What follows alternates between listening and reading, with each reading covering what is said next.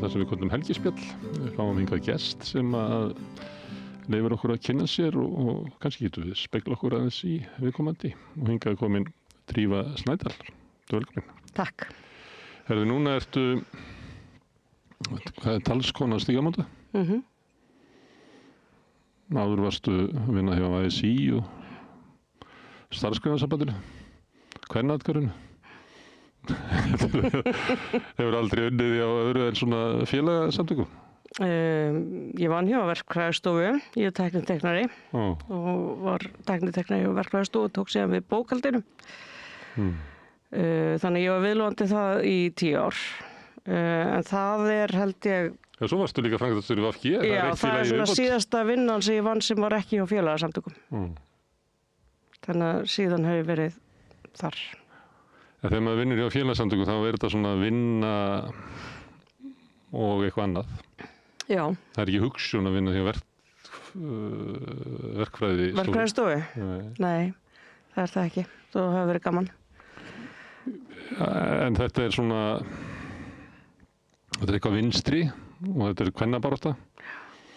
Horfir á þetta, hérna er þetta alltaf, er þetta sama baráttan sem að svo ferð að vinna á Starfsgreinasambandinu og í Kvennaathvarfinu og þú að sé kannski ólíkt, að þá er þetta samt einhvern veginn.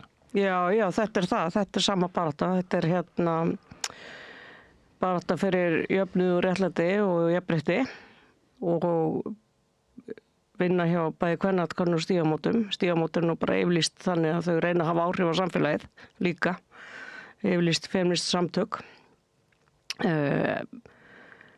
Það er svona nokkrir hlutir sem hafa áhrif á stöðina í lífinu. Það er kyn og það er stétt og það er uppruni.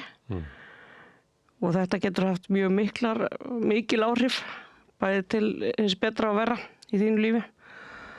Og ég hef svo sem alltaf litið og þetta sé svolítið samtvinnaða baráttu. Hvort sem það er hérna kaup og kjör eða önnur svona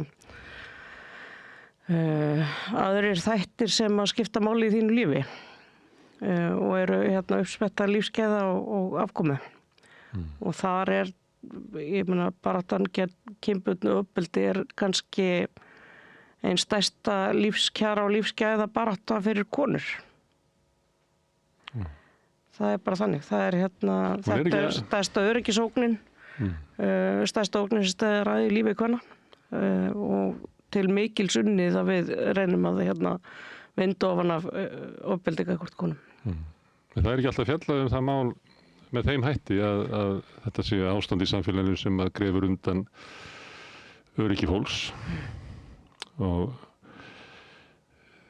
svona, ég veit það stundum ekki dæmi að svona vera að labba í bílakjallara þá er tú órugg en ég labba örugur en það er ekki mér finnst það eiginlega svona fjallað þetta er mál sem hafi verið svo mikið á svona, eins og á svona einkanlegum stað en frekar heldur en sko samfélagslegum. Já, og það er kannski fyrst að segja frá því að hættulegasti staður konar er á heimilinu en ekki bílakjalluru. Það er kannski ágætt að hafa það í huga. En það er náttúrulega það sem kvennabaráttan fjallaði Sko ef við lítum á fóruktjáni yfir kröfurnar sem rauðsokkurnar settu fram á 8. áratugnum. Og það var frjálsar fóstureyðingar, það var aðild að bændasamtökunum, það var leikskólapláss og það var kaup og kjör. Það var hægt að sjá fyrir sér 8 tíma vinnudegi. Og bara afskaplega árangursrík barátta sem þær háðu. Þær myndust ekki á kynbundnu ofbeldi. Og kynbundnu ofbeldi, það hefur samt verið barátta gegn kynbundnu ofbeldi alla tíð og svona seinni tíma sagfræðingar segja að barátta bindindishreyfingin, barátta kvenna fyrir bindindi hafi verið barátta gegn ofbeldi. Þannig að það var og barátta fyrir fjárhagslegu sjálfstæði fjallar náttúrulega það þurfa ekki að hérna vera í föst í ofbeldissambandi að komast í burtu og líka þungunarofsbaráttan. Þetta var bara ekki, þetta hét ekki barátta gegn ofbeldi. Það ætti líka að vera barátta fyrir eðlilegu húsnæðiskerfi til þess að konur gæti flutt og farið. Fólk gæti skilið. Það er margir sem geti ekki skilið í dag út af húsnæðismálum. Já. Það hefur náttúrulega alltaf verið þannig og fólk sem kannski tekur ákvarðanir og búa saman sem ætti ekki að búa saman út af húsnæðismálum líka. En ég fengi hérna rauðsokkurnar og líka þær sem að stóða á kvennaframbúðinu og spurtar einmitt út í þetta. Já. Og þær sögðu mér að þetta hefði ekki verið rætt. Nei, það er svo merkilegt, þetta var ekki rætt, en síðan kemur sko kvennaatkvæði að stofna þetta 82. Og þá einhvern veginn bara uppgöta þær, meira þess að þessu stóðu að þessu, að það komið á óvart sko viðbröðin.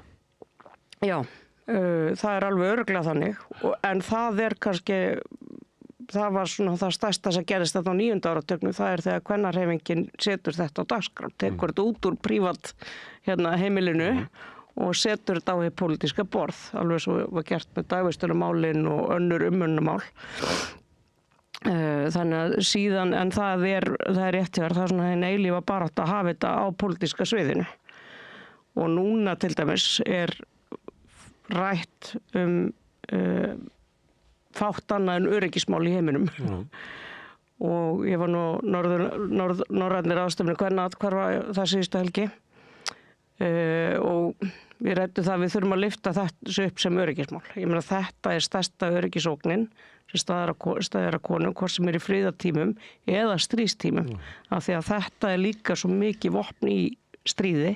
Þannig leið og kemur stríðsástand að þá eykst ofbeldi gegn konum og svo er líka stundu talað það að stríði gegn konum hefjist þegar hið raunverulega stríði lýkur, að því að þá ert að fá sko kallmenn heim úr stríði sem eru sko skattaðir. Við erum búin að lifa og hrærast í því að næra ofbeldishliðina á sér og svo koma þeir heim og þá er konum hætt búið. Unni við að vera skepnur. Já, bara búið að ala það upp. Það er búið að taka einhverja empathy úr sambandi til þess að þú getur verið á vígvellinum. Og svo kemur þú heim traumatiseraður ofbeldismaskínum. En svona öryggis, skortur öryggi, sem að stundum er krafan að maður þurfi bara að passa sig betur, maður þurfi að vera með hjálm eða eitthvað. Og stundum er það krafan að sá sem að vinnur hjá þá að skaffa hjálminn eða sá sem að, er með eitthvað sem að gæti hrunið, hann verði að passa sig. En þannig að þetta er í ykkur svona þrepum og svo er það bara að við sættum okkur ekki við þetta, að fólk þurfi að vera, ég veit ekki hvað, þetta ekki dæmi kannski svona höfnun á því að sjómenn væri að farast linnulust, það er bara að vera eitthvað risátak. Mér finnst einhvern veginn eins og þetta aldrei farið alveg yfir á það stig, þetta væri ábyrgð samfélagsins alls. Þú veist, þú þekkir það náttúrulega, fyrst var þetta bara konin að kenna, hún var bara átt að passa sig. Já, og átt að fara. Svona er bara heimurinn og þú verður bara að passa sig. Já. En svona að okkur bæri, ég hef verið að hugsa þetta undanfærið út af vaxandi rasisma í samfélaginu, sem að ég veit alveg að bara kippir öryggi undan 20.000, allt í einu, þá bara finnur fólk það. Bara á umgengni sinni í samfélaginu að það er óöruggara í dag heldur var fyrir viku eða 3 árum eða eitthvað áður en þessu umræða hófst. En ég sé ekki að stjórnvöld stígi fram eins og þau til að vera á sína ábyrgð. Það leyfir sig ekki að gerast. Það sem við erum búin að ræða mjög mikið hjá Kvennaárinu og ég tel að það er einmitt það sem það er að gera. Við höfum náð rosalegum árangri í mörgum öryggismálum í samfélaginu, hvort það er að hætta að reykja eða með sjómennskuna eða kenna fólki að synda eða hvað það er. Hægja bílum í umferði, þegar ég var barna þá voru banaslys inn í Reykjavík, það er ekki oft, það er aðeins byrjað að koma aftur út af því ég held að sé eitthvað að breytast. Já, hlífar á vélar í fiskiðnaðinum. Allt þetta Já, öll þessi vinnuslys. Öll vinnuslysin. En ég held að okkur skorti kannski vilja og kannski sjálfstraust til þess að fara í þetta verkefni. Ég held að við höfum ekki sjálfstraust í það að segja nú getum við útrýmt kynbundnu ofbeldi af því að þetta er þess eðlis að fólk er ekki alltaf sammála um kynbundnu ofbeldi. Fólk er alveg rosalega sammála um að þetta sé hræðilegt og ömurlegt en svo ef að leið og að fara að nefna einhver nöfn að þetta sé á ábyrgð einhvers að þá fer allt í baklás. Snýr samúðin við. Snýr samúðin Það kemur við samúð með og gerandanum. við höfum náttúrulega segið þetta bara trekk í trekk. Fyrst samúð með brotaþola og svo allt í einu snýst þú við og verður samúð með gerandanum eða hannúð eins og við köllum þetta stundum. Það ókosturinn og síðan á fólk líka stundum erfitt með að setja þetta í samhengi við annað sem að gerast. Það að við samþykkjum kaup og sölu á líkama kvenna til dæmis. Samþykkjum klám þar sem ofbeldis fullar birtingamyndir af alls konar. Þannig að það eru svona nokkrir hlutir af þessu sem að samfélagið ekki tilbúið til þess að setja í samhengi við ofbeldi. Það eru nokkrir þættir sem þurfa að koma til þess að við getum upprætt ofbeldi. Og ekki bara til í að ræða það. Ef við myndum starta umræði núna hvort það að banna klám, þá færum bara út í móa bara hvort strax, já. Það sem við höfum gert að segja, getum við allavega verið sammála um það að hefta aðgengi barna að klámi. Af því að megnið af þeir sem koma til Stígamóta verða fyrir ofbeldi fyrir 18 ára aldur og mjög margir beita ofbeldi fyrir 18 ára aldur. Allavega fyrir 25 ára aldur og þetta svona, það líka eitt sem við þurfum að gera, við þurfum að fara að gera greinamun á ofbeldismönnum. Einu sinni voru þeir bara öll skrýmsli í húsasundum, svo þeir hættulegi mennin á heimilum, við vitum eitthvað um þá. En núna við erum búin að vera að einbeita okkur að brotaþolum í áratugum saman. Og Stígamót hafa síðustu ár verið að reyna að færa fókusinn með ráðstefnum og þingum og rannsóknum og alls konar yfir þá bara hver beitir ofbeldi. Og þá erum við með bara psykópata. Það eru sem eru bara skrýmsli og skepnur og það hins vegar mjög, mjög mikill minnihluti. Kannski ofmetið hvað eru margir að því við okkur hættir til þess að dæma alla sem að fremja eitthvað afbrot eða brjóta af sér sem slíka. Nákvæmlega. En svo erum við með bara stóran hóp ungra drengja yfirleitt sem gera sig ekki grein fyrir því að þeir séu að beita ofbeldi. Af því að þeir alast upp í veröld sem að sumuleyti viðurkennir. Já, og þeir alast upp, þeir fá kynfræðslu úr klámi og ábyggilega ef maður myndi bera það saman að þá það bara 99,9% af því sem að þeir vitum kynlíf kemur úr klámi. Já, nákvæmlega. Þannig að þeir eru bara með BA og MA í klámi. Já, og þeir halda það að taka hálstak sé eitthvað sem þú bara tilheyrir kynlífi. Já. Þannig að ég held að það sé algengasta leiðin. Þannig að við erum með bara ótrúlega fjölda brotaþola. Ég meina til Stígamóta koma, við erum með 3500 viðtölu á ári. Hátt í 1000 einstaklingar sem koma til okkar árlega. Hvar eru allir þeir sem meiða?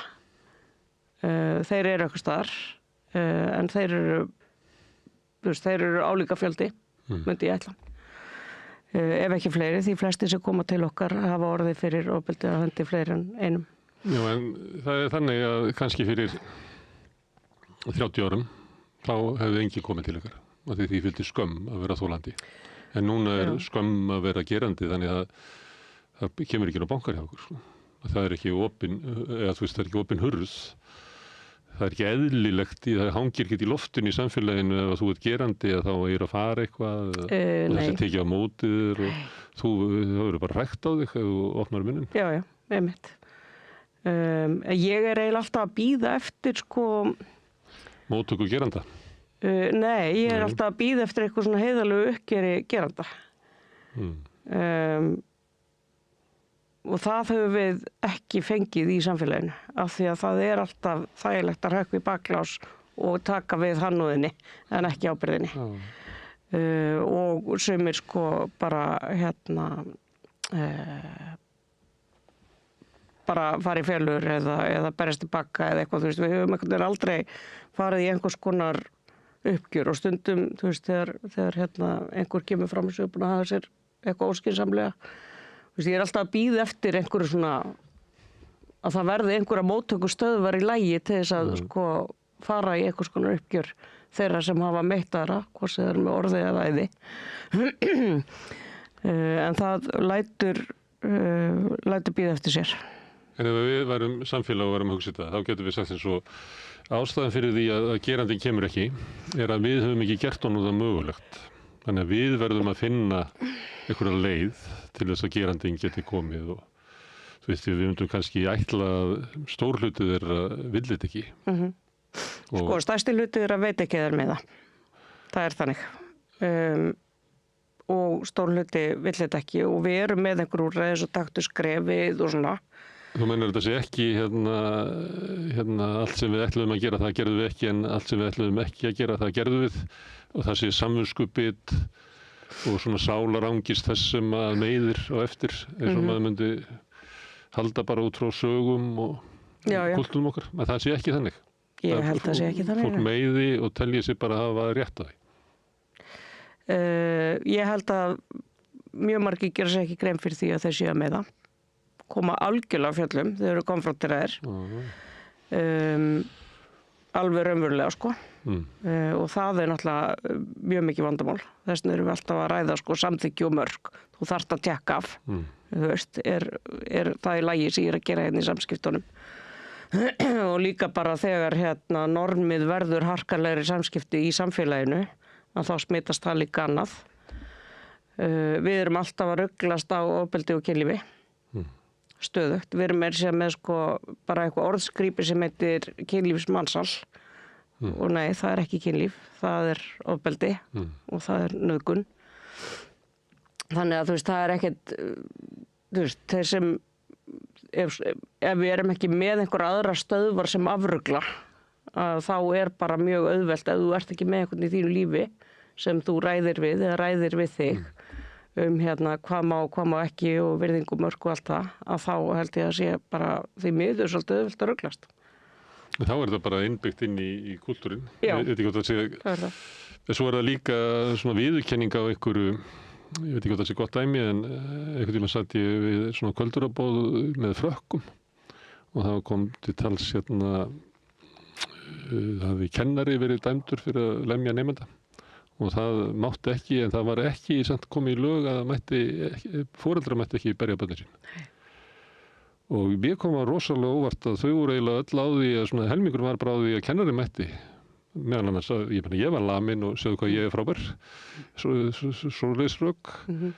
En þetta var bara svo inngróið í kultúrin að það var eiginlega engin þeirra sem var til í að skona, við þarna sem voru svona norðar, það var engin sem var til í að bara hafna þessu að sko við erum bara að hætta þessu.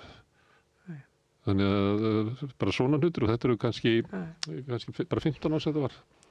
Já, þetta er mjög menningabundið og það er stundu talað um the Nordic Paradox, að við séum búin að ná svo óbúslega miklu jafnrétti á Norðurlöndum, en við erum ennþá mælist með gríðalegt kynferðislegt ofbeldi. Það sem er hins vegar áhugavert er að ef við skoðum... En við erum góð á deginum en ekki á nóttinni eða svo því svona... Já, eða góð í að greina kynferðisofbeldi líka. Það getur líka fjallað um það því að þegar hefur verið að gera svona, ég stóð nú fyrir hérna könnun á kynferðisofbeldi í þjónustugeranum, því ég var hjá starfsgreinasambandinu, þegar hafa verið gerða þannig kannanir þá mælist ekki kynferðislega áreitni til dæmis í Suður-Evrópu. Og við vitum bæði að það er ekki þannig. Þannig að það er bara, þau er ekki með tækin til að skilgreina þetta og það er bara eins og við vorum hérna fyrir 50 ára síðan. Kynferðislega áreitni var ekki skilgreind sem áreitni. Nei, bara ekki hvað? Ég meina annarkvort gastu bara barið frá þér eða þá bara hættir þú í viðkomandi vinnu og það er náttúrulega það sem gerist enn þetta í dag. Fólk hættir, fólk flytur, hættir í skóla. Veist, það er hérna líklegasta úrkoman eftir einhver áreitni eða ofbeldi. Það er að brotaþoli þurfa að breyta sínu lífi. Og þess vegna segi ég sko, þetta er eitt af því sem hefur sko hvað mest áhrif á líf kvenna. Það er ofbeldi, ógnin ofbeldi og afleiðingarnar. Því að það eru bara óteljandi sem hafa sko dottið út af vinnumarkaði. Örorka kvenna er ekki tilviljun. Það er megnuðin til þóri að fullera út af ofbeldi. Nú, ég held að það væri út af svona líkamlega erfiðum vinnum og einhvern tíma man ég eftir að það voru svo margir sjúkraliðar sem að voru örorku svona á 60-aldri. Og ég var að hugsa þetta þá að þá var umræða í Danmörkum að það ætti að vera mismunandi hvernig fólk færi á eftirlaunaaldur eftir erfiði vinnunar. Danir er einlega það núna. Ég var alveg út í móa, þetta snerist raunverulega kynbundið ofbeldi. Já, ég held að ég geti fullyrt það, sko, hafandi verið í þessu geira og þær sem vinna svona við það að tala við brotaþola ofbeldis, sjá afleiðingarnar og þær geta náttúrulega verið líkamlegar og það er eitthvað sem við vitum mjög mikið í dag að andleg áföll koma út í líkamlegum krankleikum. Þannig að ég er ekki nokkur meinast að vafa það að þetta sé stór þáttur í því okkur tölvöld fleiri konur eru örorku heldur en karlar. Það hefur svo mikil áhrif á konunnar að það getur byrst í stóðkerfisvanda og alls konar öðrum hlutum. Fyrir utan það að fólk getur bara gefist upp á vinnumarkaðnum. Já. Samfélagið þarf að finna einhverja aðferð til þess að tala þetta. Ég má taka annað dæmi að fyrir einhverjum árum að þá var ég að vinna hjá SA og var meðal annars að reyna að finna svona leið hvernig við ættum að ræða áhrif áfengisvanda foreldranna á börn. Og að vita allir af þessu, sjá þetta allir fyrir sér bara í leiðu orðar þetta, þá veit fólki vandan. En hópurinn af því að SA er svona drifin áfram af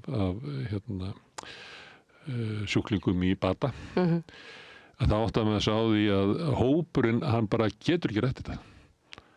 Hann getur það ekki, sko. Af því þetta er svo sárt að það kemur eiginlega ekkert vit úr umræðinni og svo er svona samkomulag að skilja umræðin eftir hann að það er kannski einn sálfræðingur og eitthvað sem heldur henni gangandi, en hún er ekki þannig að hún sem svona einhvern veginn svona eins og umræði eigi að vera, eins og við höfum náttúrulega trú á við rauðaborðið, við höfum endalaust að trú á umræðu að sé eitthvað svona læknandi afl í henni. En ég fann ekki lausn á þessu, en ég bara skynjaði að þetta það er eins og hópurinn bara sé ekki tilbúinn, sko. Og kannski eru að því að gerendur eru frekar kallar og þetta tengist á því að einhver leyti þú meiðir þann sem að þú elskar eða ekki væntum eða kannski á svæði þar sem átt síðst af öllu að meiða og kannski er það bara þannig að menn bara meika ekki að tala þetta bara. Ég ætla að gera allt til þess að bánsa þessu í burtu, sko.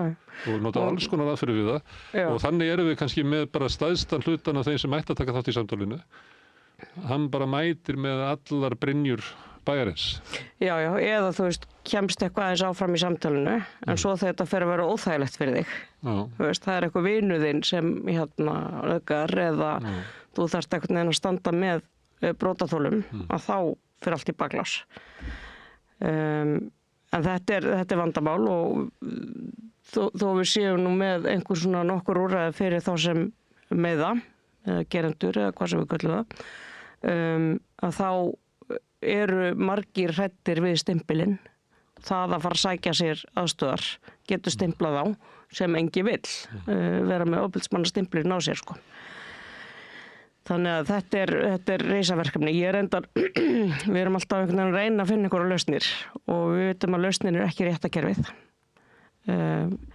Ég er alveg sannfærð það að það sem þarf er að viðurkenna verknað og að það veri afleiðingar. Og því yngra sem það gerist, því betra. Ef einhver er farin að sýna á sér takta í grunnskóla að meiða stelpur eða eitthvað slíkt, að þá þarf það að hafa afleiðingar. Þá erum við ekki að tala reka úr skóla eða eitthvað, en það þarf að hafa einhvers konar afleiðingar. Ekki hort framhjá því. Ekki hort framhjá því, af því að leið og við horfum framhjá þessu, bara á skólalóðinni eða þegar krakkar eru komin á unglingsári eða eitthvað, þá erum við að senda þessi börn út í lífið með þau skilaboð, strákar, þið getur gert nákvæmlega það sem ykkur sýnist og stelpur, þið þurfið að þola það sem strákar gera ykkur. og ég held að það sé gríðarlega mikilvægt að ná þarna. Þannig að sko aðgera áætlanir skóla, grunnskóla, frístundamiðstöðva og allt þetta, þær skipta öllu máli. Og þess vegna höfum við hjá Stígamótum verið með þetta verkefni Sjúk ást, við erum með spjall, við erum með verkefni í samstarfi við félagsmiðstöðvar og Reykjavíkurborg hefur verið að gera gríðarlega góða hluti svona síðustu ár með vera bara með teymi ef eitthvað kemur upp á í skólum, fara inn, tala við vinahópa, foreldra og svo framvegis. Það er þetta sem þarf að gerast og það þarf að gerast bara mjög ung leið og eitthvað kemur upp á. 11% þeirra sem koma til Stígamóta kæra ofbeldið. Þannig að þú veist, fólk sko réttakerfið er ekki eitthvað sem að vita hvað réttlæti eða viðurkenningu. Við getum alveg svona glemt í nemi einhverjum. Þetta var alltaf hægt að mæla því með ef þú ert beitt ofbeldi. Það var alltaf hægt að mæla með því að þú farir og sækir réttlætis. Það er bara rosa misjafnt. Stundum finnst fólki það bara gott að láta skrá þetta. Ef að kemur einhver annar sem hefur orðið fyrir ofbeldi. Sem finnst gott bara að láta skrá þetta og að ofbeldismaður sé tekið í skýrslutöku, skilur, sem upplifa það sem réttlæti. En sko að fara í gegnum allan prósessin í 2 ár, kannski eftir hreillilegt ofbeldisbrot og svo er þetta fellt niður eða sýkna eða eitthvað. Það er svo margir sem halda að fá eitthvað svona létti úr réttakerfinu og það held ég að gerist ekki. Þannig að við þurfum að finna einhvers konar öðruvísi réttlæti og við vorum nú með eina ráðstefnu það í fyrra. Bara hvernig getum við fundið réttlæti eftir ofbeldisbrot. Hvernig það? Persónubundið og flókið. En það hafa alltaf verið einhverja tilraunir með svona uppbyggilegt réttlæti. Ekki sáttameðferð, það er náttúrulega eitthvað sem er ekki hægt í ofbeldisbrotum. Þú veist, í sáttameðferð þá eru svona 2 jafnvígir einhvern veginn að reyna að ná sáttum. Það er ekki ofbeldisbrot. Samkomulag getur ekki verið hálft ofbeldi. Nei, þú veist, það er ekki hægt að láta fólk deila ábyrgðinni á því. Hins vegar í uppbyggilegu réttlæti og þú veist, við vitum einhver dæmi sem hefur gengið vel. Að þá, þú veist, færðu vini til þess að tala saman, vini geranda, vini brotaþola og þeir koma kannski svona bréfaskiptum á milli. Brotaþoli leggur fram einhverja kröfur gagnvart geranda. Ég vil að þú biðst opinberlega afsökunar, það getur verið ein krafa. Getur verið ein krafa að þú biðir mig afsökunar, þú látið þína nánustu vita af því að þú hefur framið þetta ofbeldi gegn mér. Að þú leggir eitthvað til baráttunar gegn ofbeldi, að þú mætir ekki, þú verðir ekki í skóla, í sama skóla og ég, stundur ekki náma á sama tíma, verður ekki í sömu vinnu og ég, þú veist, það getur verið hvað sem er. Og eru dæmi að svona virki eða er þetta hugmyndir bara? Það er dæmi að svona virki, já. Það hefur gert það, en þetta er náttúrulega mjög vanþróa, þetta er ekki strúktúralt, það er ekki stofnun sem aðstoðar við þetta, það eru einhverjir sem hafa verið að mennta sig í þessu sem fagfólk. En áður en það kemur að því að ákveða hvað á að gerast, að þá þarf að vera samkomulag á milli hvað gerðist. Já. Það er ekki alltaf. Nei, það er náttúrulega bara alls ekki alltaf. Líklegast er að brotaþoli segi frá því hvernig hann upplifði þetta. Og gerandi telji það ekki hafa verið svo alvarlegt. Og segir minnst leiðilegt að þú hefur upplifað þetta svo. Já, það er náttúrulega líklegast. Ef sakanir, svo kallar. Nákvæmlega. Það er náttúrulega það sem við sjáum í stórum stíl.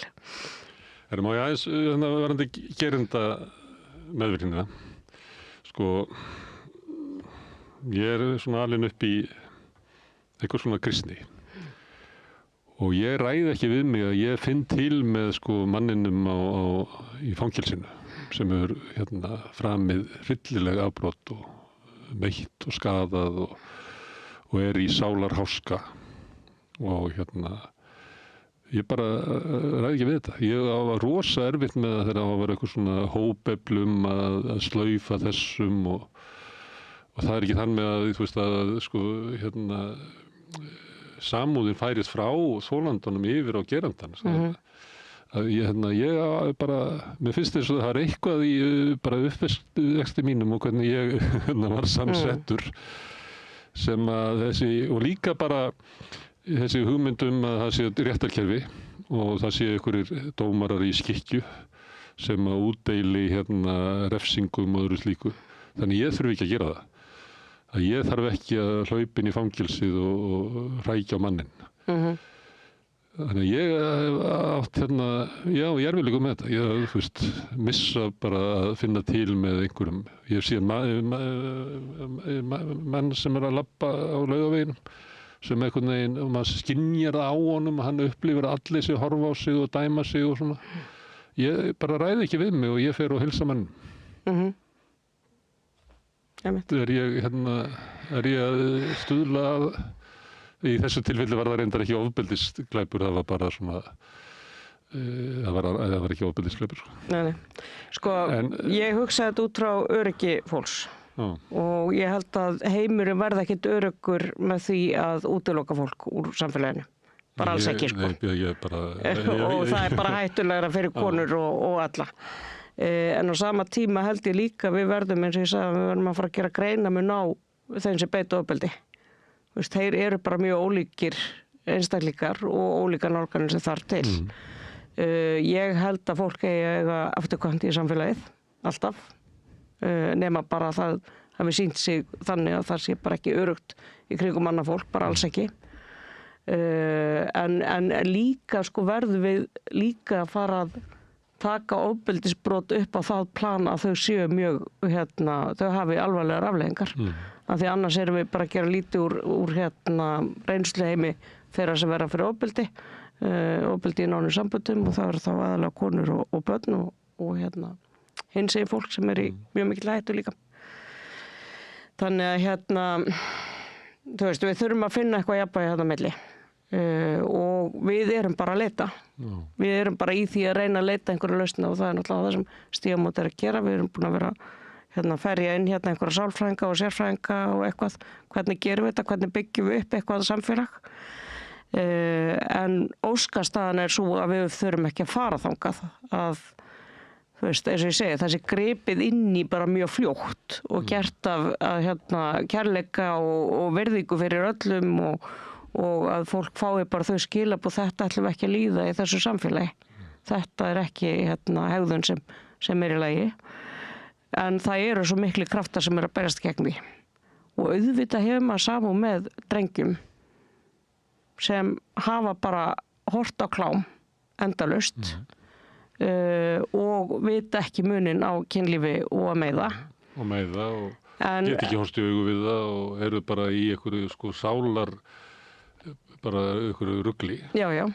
En líka, við verðum líka að bekenna skaðan sem þeir valda, og það er eitthvað sem við höfum aldrei náð að gera, bekenna skaðan sem ofbeldi veldur brotaþolum, og hann er mjög mikill.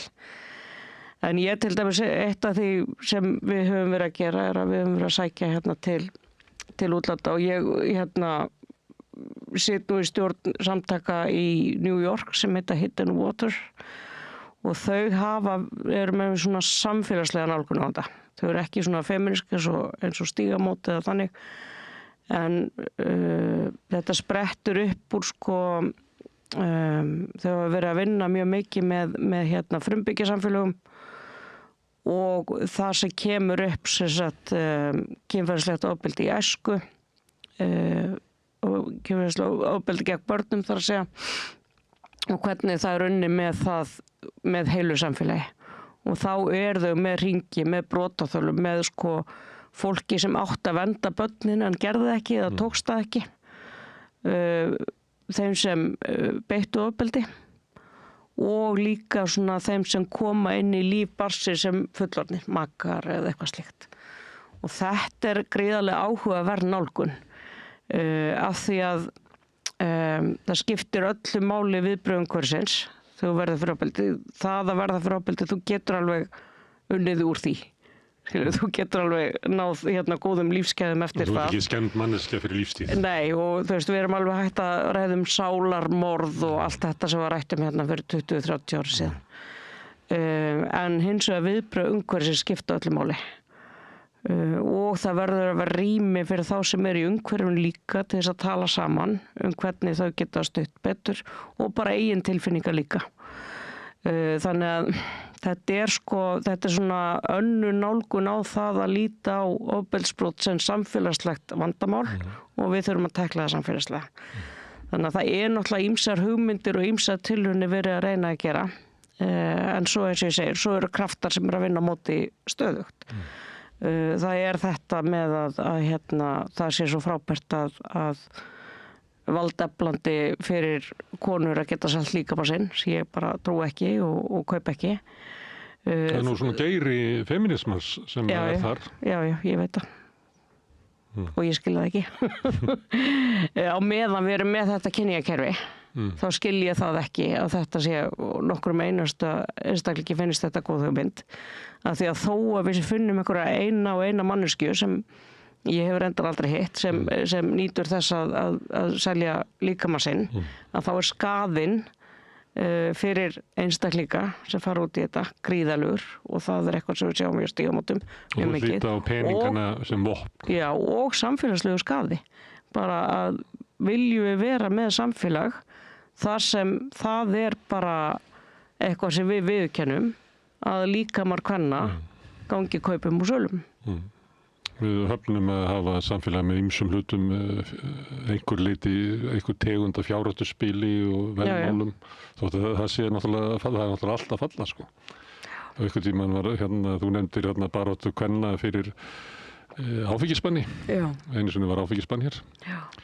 Og mér var sagt að það var bara í 2 ár sem að var áfengisbannina virkað, því að eftir það fóru læknarnir að gefa út reseft. Spýra. Já, þú veist, þá fyrstu bara út af einhverjum krankleika, þá fyrstu að kaupa þér áfengi.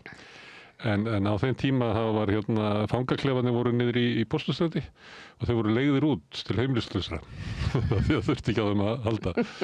Þetta var mér sagt einhvern tímann. En það einhver leyti, erum við samt á tímum þar sem ekkert vinsælt að tala um. Þú nefndir áðan samfélagi sem að brást við til dæmis að hætta að reykja. Og þá var sígarettu framleiðendum sett að merkja vöruna sína sérstaklega. Það var bara banna að reykja hér. Það var notað verð til þess að hækka þetta. Það var bannað að selja yngri en 16 ára þá líklega. Þannig það voru bara svona stjórnvaldsaðgerðir sem að voru. Manni finnst svona stemmingi fyrir þessu ekki mikil í dag, sko. Þetta á alltaf að vera svo frjálst og á endanum áttu bara þannig að hugmyndunum að við eigum að búa til samfélag, nei, við viljum hafa samfélag þar sem ekki fjárhættuspil og við viljum ekki hafa vændi og við bara ákveðum að hafa það þannig að það eiginlega ákvörðun samfélagsins að gera þetta svona. Hún hefur verið vefengt, þetta verður bara hver og einn ákveð þetta. Já. Og við erum einhvern veginn ekki lengur búum í samfélagi þar sem verða stöðugar framfarir og aukin mannréttindi eins og við erum búin að búa í síðustu áratugi. Þú veist, svona félagslegar framfarir, sko. Það meiri það. Núna eru afturfarir. Já, bara það ekki tísku lengur, sko. Nei. Það bara held ekki að fólki sem, þú veist, og þú myndir geta sagt að við viljum stefna auknum jöfnuði og frelsi allra og öryggi allra og þá segir ykkur, nei, minnst það ekki smart.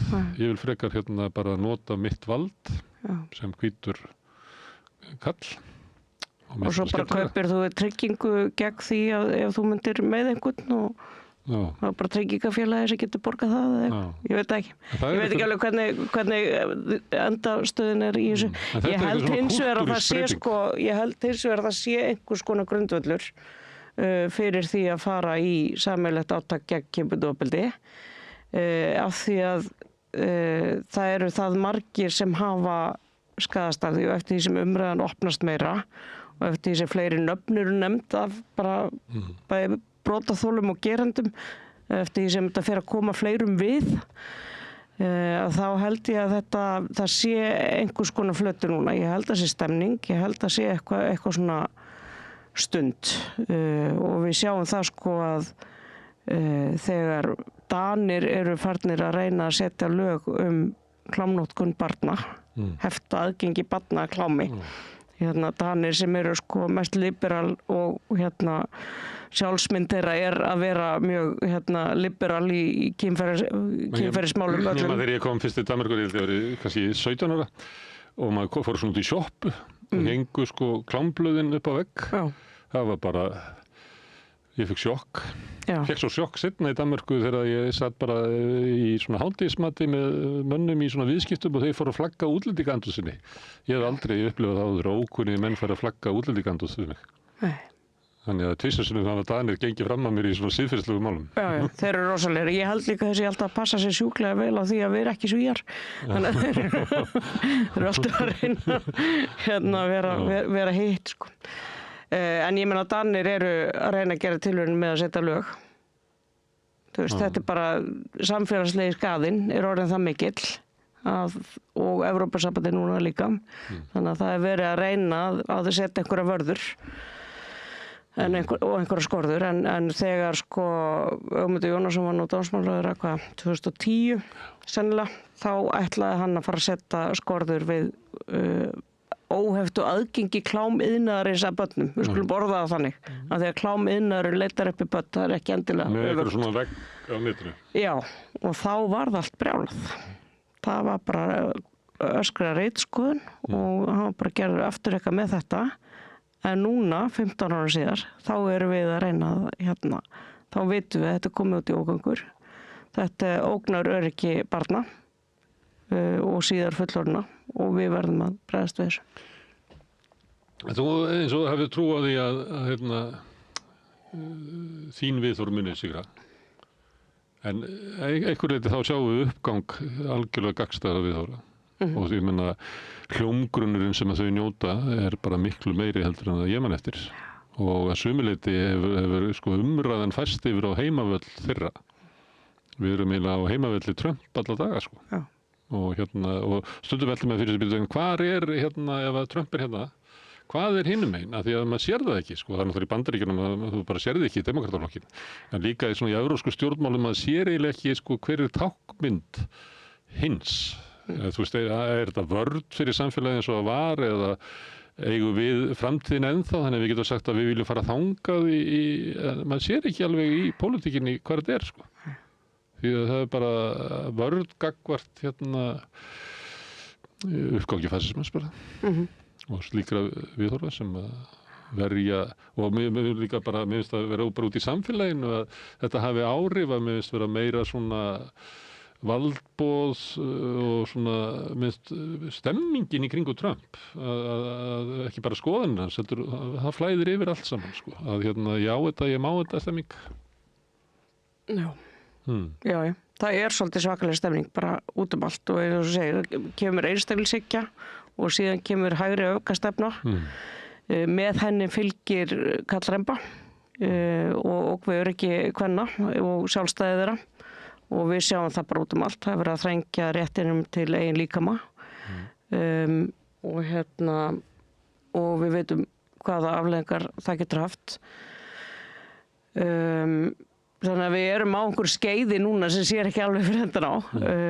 Þar sem við héldum einhvern veginn að við getum losnað við þetta skeið að þetta kæmi til Íslands. Við munum ekki losna við það, augljóslega. Hins vegar er líka svolítið hættulegt að bera þetta sama við önnur skeið því sagan endurtekur sig aldrei alveg fullkomlega. Þannig að við megum heldur ekki bara segja nú erum við komin í svona ástand og þetta verður svona, af því við vitum það ekki alveg. Þannig að hlustunarskilurinn geta verið við þessu en ekki öðru. Þannig að það þýðir ekki að leggja árar í bát. En vissulega er þetta sko, við erum á hættulegum stað og ég held að nokkra svona vörður sem eru svo svakalegar á veginum. Og ég held að einn svakalegasta varða til þess að draga á lífsgæðum okkar hafi verið trú á einkavæðingu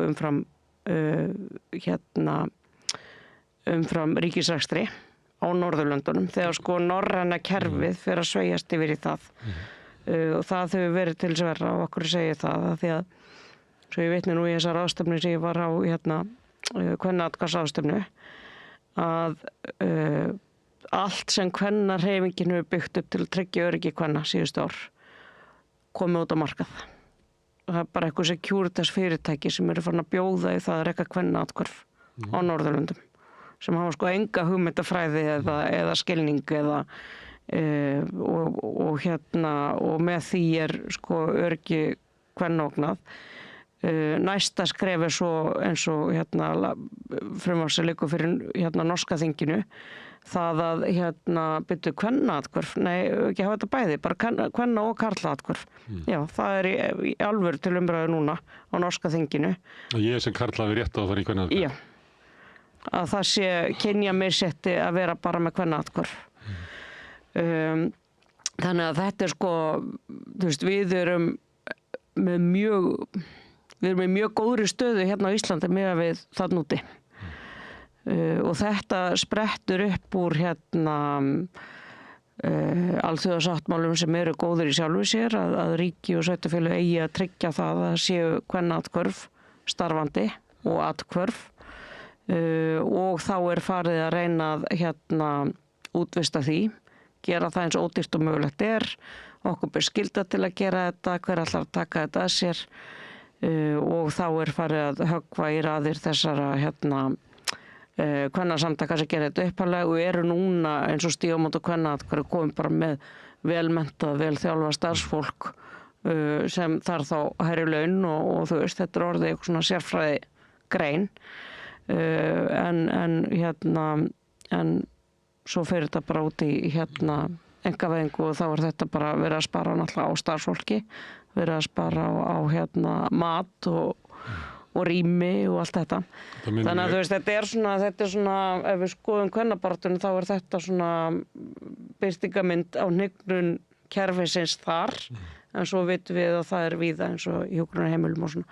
Og þegar kerfið sem þú hefur tekið þátt í að byggja upp og hefur haft trú á og borgað þína skatta, bregst þér með einhverjum hætti, þá verður niðurstaðan einstaklingshyggja. Þá verður niðurstaðan að þú hættir að kjósa sósíaldemókratana sem hefur alltaf kosið og alltaf verið trúnaðarmaður á vinnustaðinu fyrir og svo framvegis, að þá ferði eitthvað annað því að kerfið hefur brugðist þér og það kannski stærstu svikin og þessi breyting, það stærsta breytingin.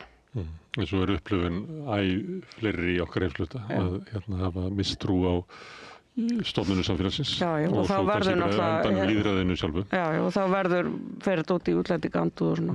Þú veist að lýsa þessum breytingum á kvennaatkvörfum að þá þegar Ronald Reagan var forseti, að þá hafði verið sem ég kalla stundum frelsisbaráttu áfengis- og vímuefnasjúklinga. Brotist út úr frá geðlæknunum sem hafðu verið að stinga prjón í heilan á þeim og veita þeim lost og eitthvað svona. Það rosalega valda ójafnvægi sem veldur ofbeldi. Þeim tókst að byggja upp eigin meðferð sem að byggði að hluta til á kerfinu og svona, en það var til svona meðferðar að við þróast með læknum og fleira, með svona meðferðalíkan, eins og kallað er. Þegar hann kom að þá braut hann þetta upp með þeim rökum að þetta veri bara ein kenning, sko. Og það verið óeðlilegt að vera að leggja peninga almennings bara inn í þessa tegunda meðferð, þó að hún hafi sýnt mikinn árangur. Þess vegna ætti að bara bjóða þetta út og þá komu alls konar kristnir söfnuður með sína meðferð og einhverjir komu með meðferð sem ætlaði að kenna fólki að drekka og einhverjir voru með meiri sálfræði meðferð og svona þessi uppbygging sem hafi orðið í Bandaríkjunum í meðferð bara splundraðist. Voru einhverja leifar sem voru eftir bara handa hinu efnameiri, en að aðgengi venjulegs fólks að þeirri meðferð sem hafi virkað bara hvarf eins og dögg fyrir sólu. Og einhver leyti datt mér þessi þegar þú varst að lýsa að þar byggði það líka á því að þeir sem voru inn í gamla meðferðarbatteríinu var fólk sem hafði reynslu og tengdist hafði innsýn inn í sögu sjúklingana og annað slíkt. En þetta gerðist bara á einni nóttu, sko. Já. Og úr þessu varð það að meðferðin eiginlega hraktist aftur inn í AA-samtökin og var komin aftur á byrjunarreit þar sem að menn voru að reyna bara að hjálpa hver öðrum án nokkur stuðnings annars staðar frá, sem svona þegar krafa hópsins var alltaf að fá faglega meðferð, sko. En ekki að vera sinn okkur undir brúnni eins og slíku. Þannig að þetta svona dæmi einmitt svona einhverja einstaklishyggju og einhver svona hugmynd að megi ekki vera forræði, aldrei að fá ákveð eitthvað og þá bara hættu við að búa til samfélag og það bara verður eitthvað til úr því. En að ég nefndi þannig á þann að þið skaman að tala um pólitík, eða ekki? Jú. Eitt í þessu sko, ég vitna stundum í Adam Curtis sem gerir heimildarmyndir fyrir BBC. Hann sagði einhvern tímann fram til 1980, af því hann er svo góður í að segja sko flóknar og langar sögur með svona breiðum penslum og maður tekur þeim bara eins og það er, af því að þó að sagan er aldrei þannig, að þá þurfum við stundum á því að halda að geta horta á sko flóknar langar sögu með einföldum hætti. Hann sagði einhvern veginn þannig að fram til 1980 að þá voru stjórnmálin að selja okkur framtíð og það var átök það hver var með bestu framtíðina. Eftir 1980 hafa stjórnmálin fyrst og fremst selt okkur ótta og boðist þess að verja okkur fyrir ykkur. Og ég held að það sé eitthvað svona til í þessu, því ég var að spyrja sko hvert er mótvægi við svona vaxandi fasisma og svona. Þar virðist vera eitthvað svona hópur sem er að verja hitt og þetta sem er í ógn. En maður sér ekki alveg sko, eigum ekki að stefna þangað, krakkar, eigum ekki að búa til svona samfélag. Maður heyrir þetta varla. Nei, þetta er alveg árétt, það er rosalega fáir sem er að bjóða upp á eitthvað svona framtíðarsýn, hvernig viljum við hafa samfélag eftir 10, 20, 30, 40 ár. Og það sem gerist sko þegar þú finnur til eitthvað svona vannmáttar og vilt einhvern veginn gera eitthvað til að hreyfa við samfélaginu, þá koma einstaklingsögurnar. Eins og sko bara upptaktur að allri baráttu í rauninni eru þessar einstaklingsögur þegar konur fara að segja frá, birtast í viðtölum, ofbeldi, þegar fólk af erlendum uppruna núna er að stíga fram og segja frá sinni reynslu og svo framvegis. Það er náttúrulega, hvað maður að segja, það er svona merki svolítið vanþróunar en vonandi upptaktur að einhverju öðru. En þú getur ekki farið fram í þessu, þú verður að byrja þarna ekki? Jú, ég held það sko, því miður. Það er pólitík er persónuleg? Hún er persónuleg og sérstaklega svona sem gerist í persónulega rýminu sko, að það þarf að svifta hölunni af því áður en eitthvað annað gerist. Við mögum ekki festast þar. Nei. Og núna til dæmis sko, ég vona svona að það sé svolítið líðundi lok það að brotaþolar þurfi að berskjalda sig til þess að það verði einhverja breytingar af því að það er óþolandi staða að vera í.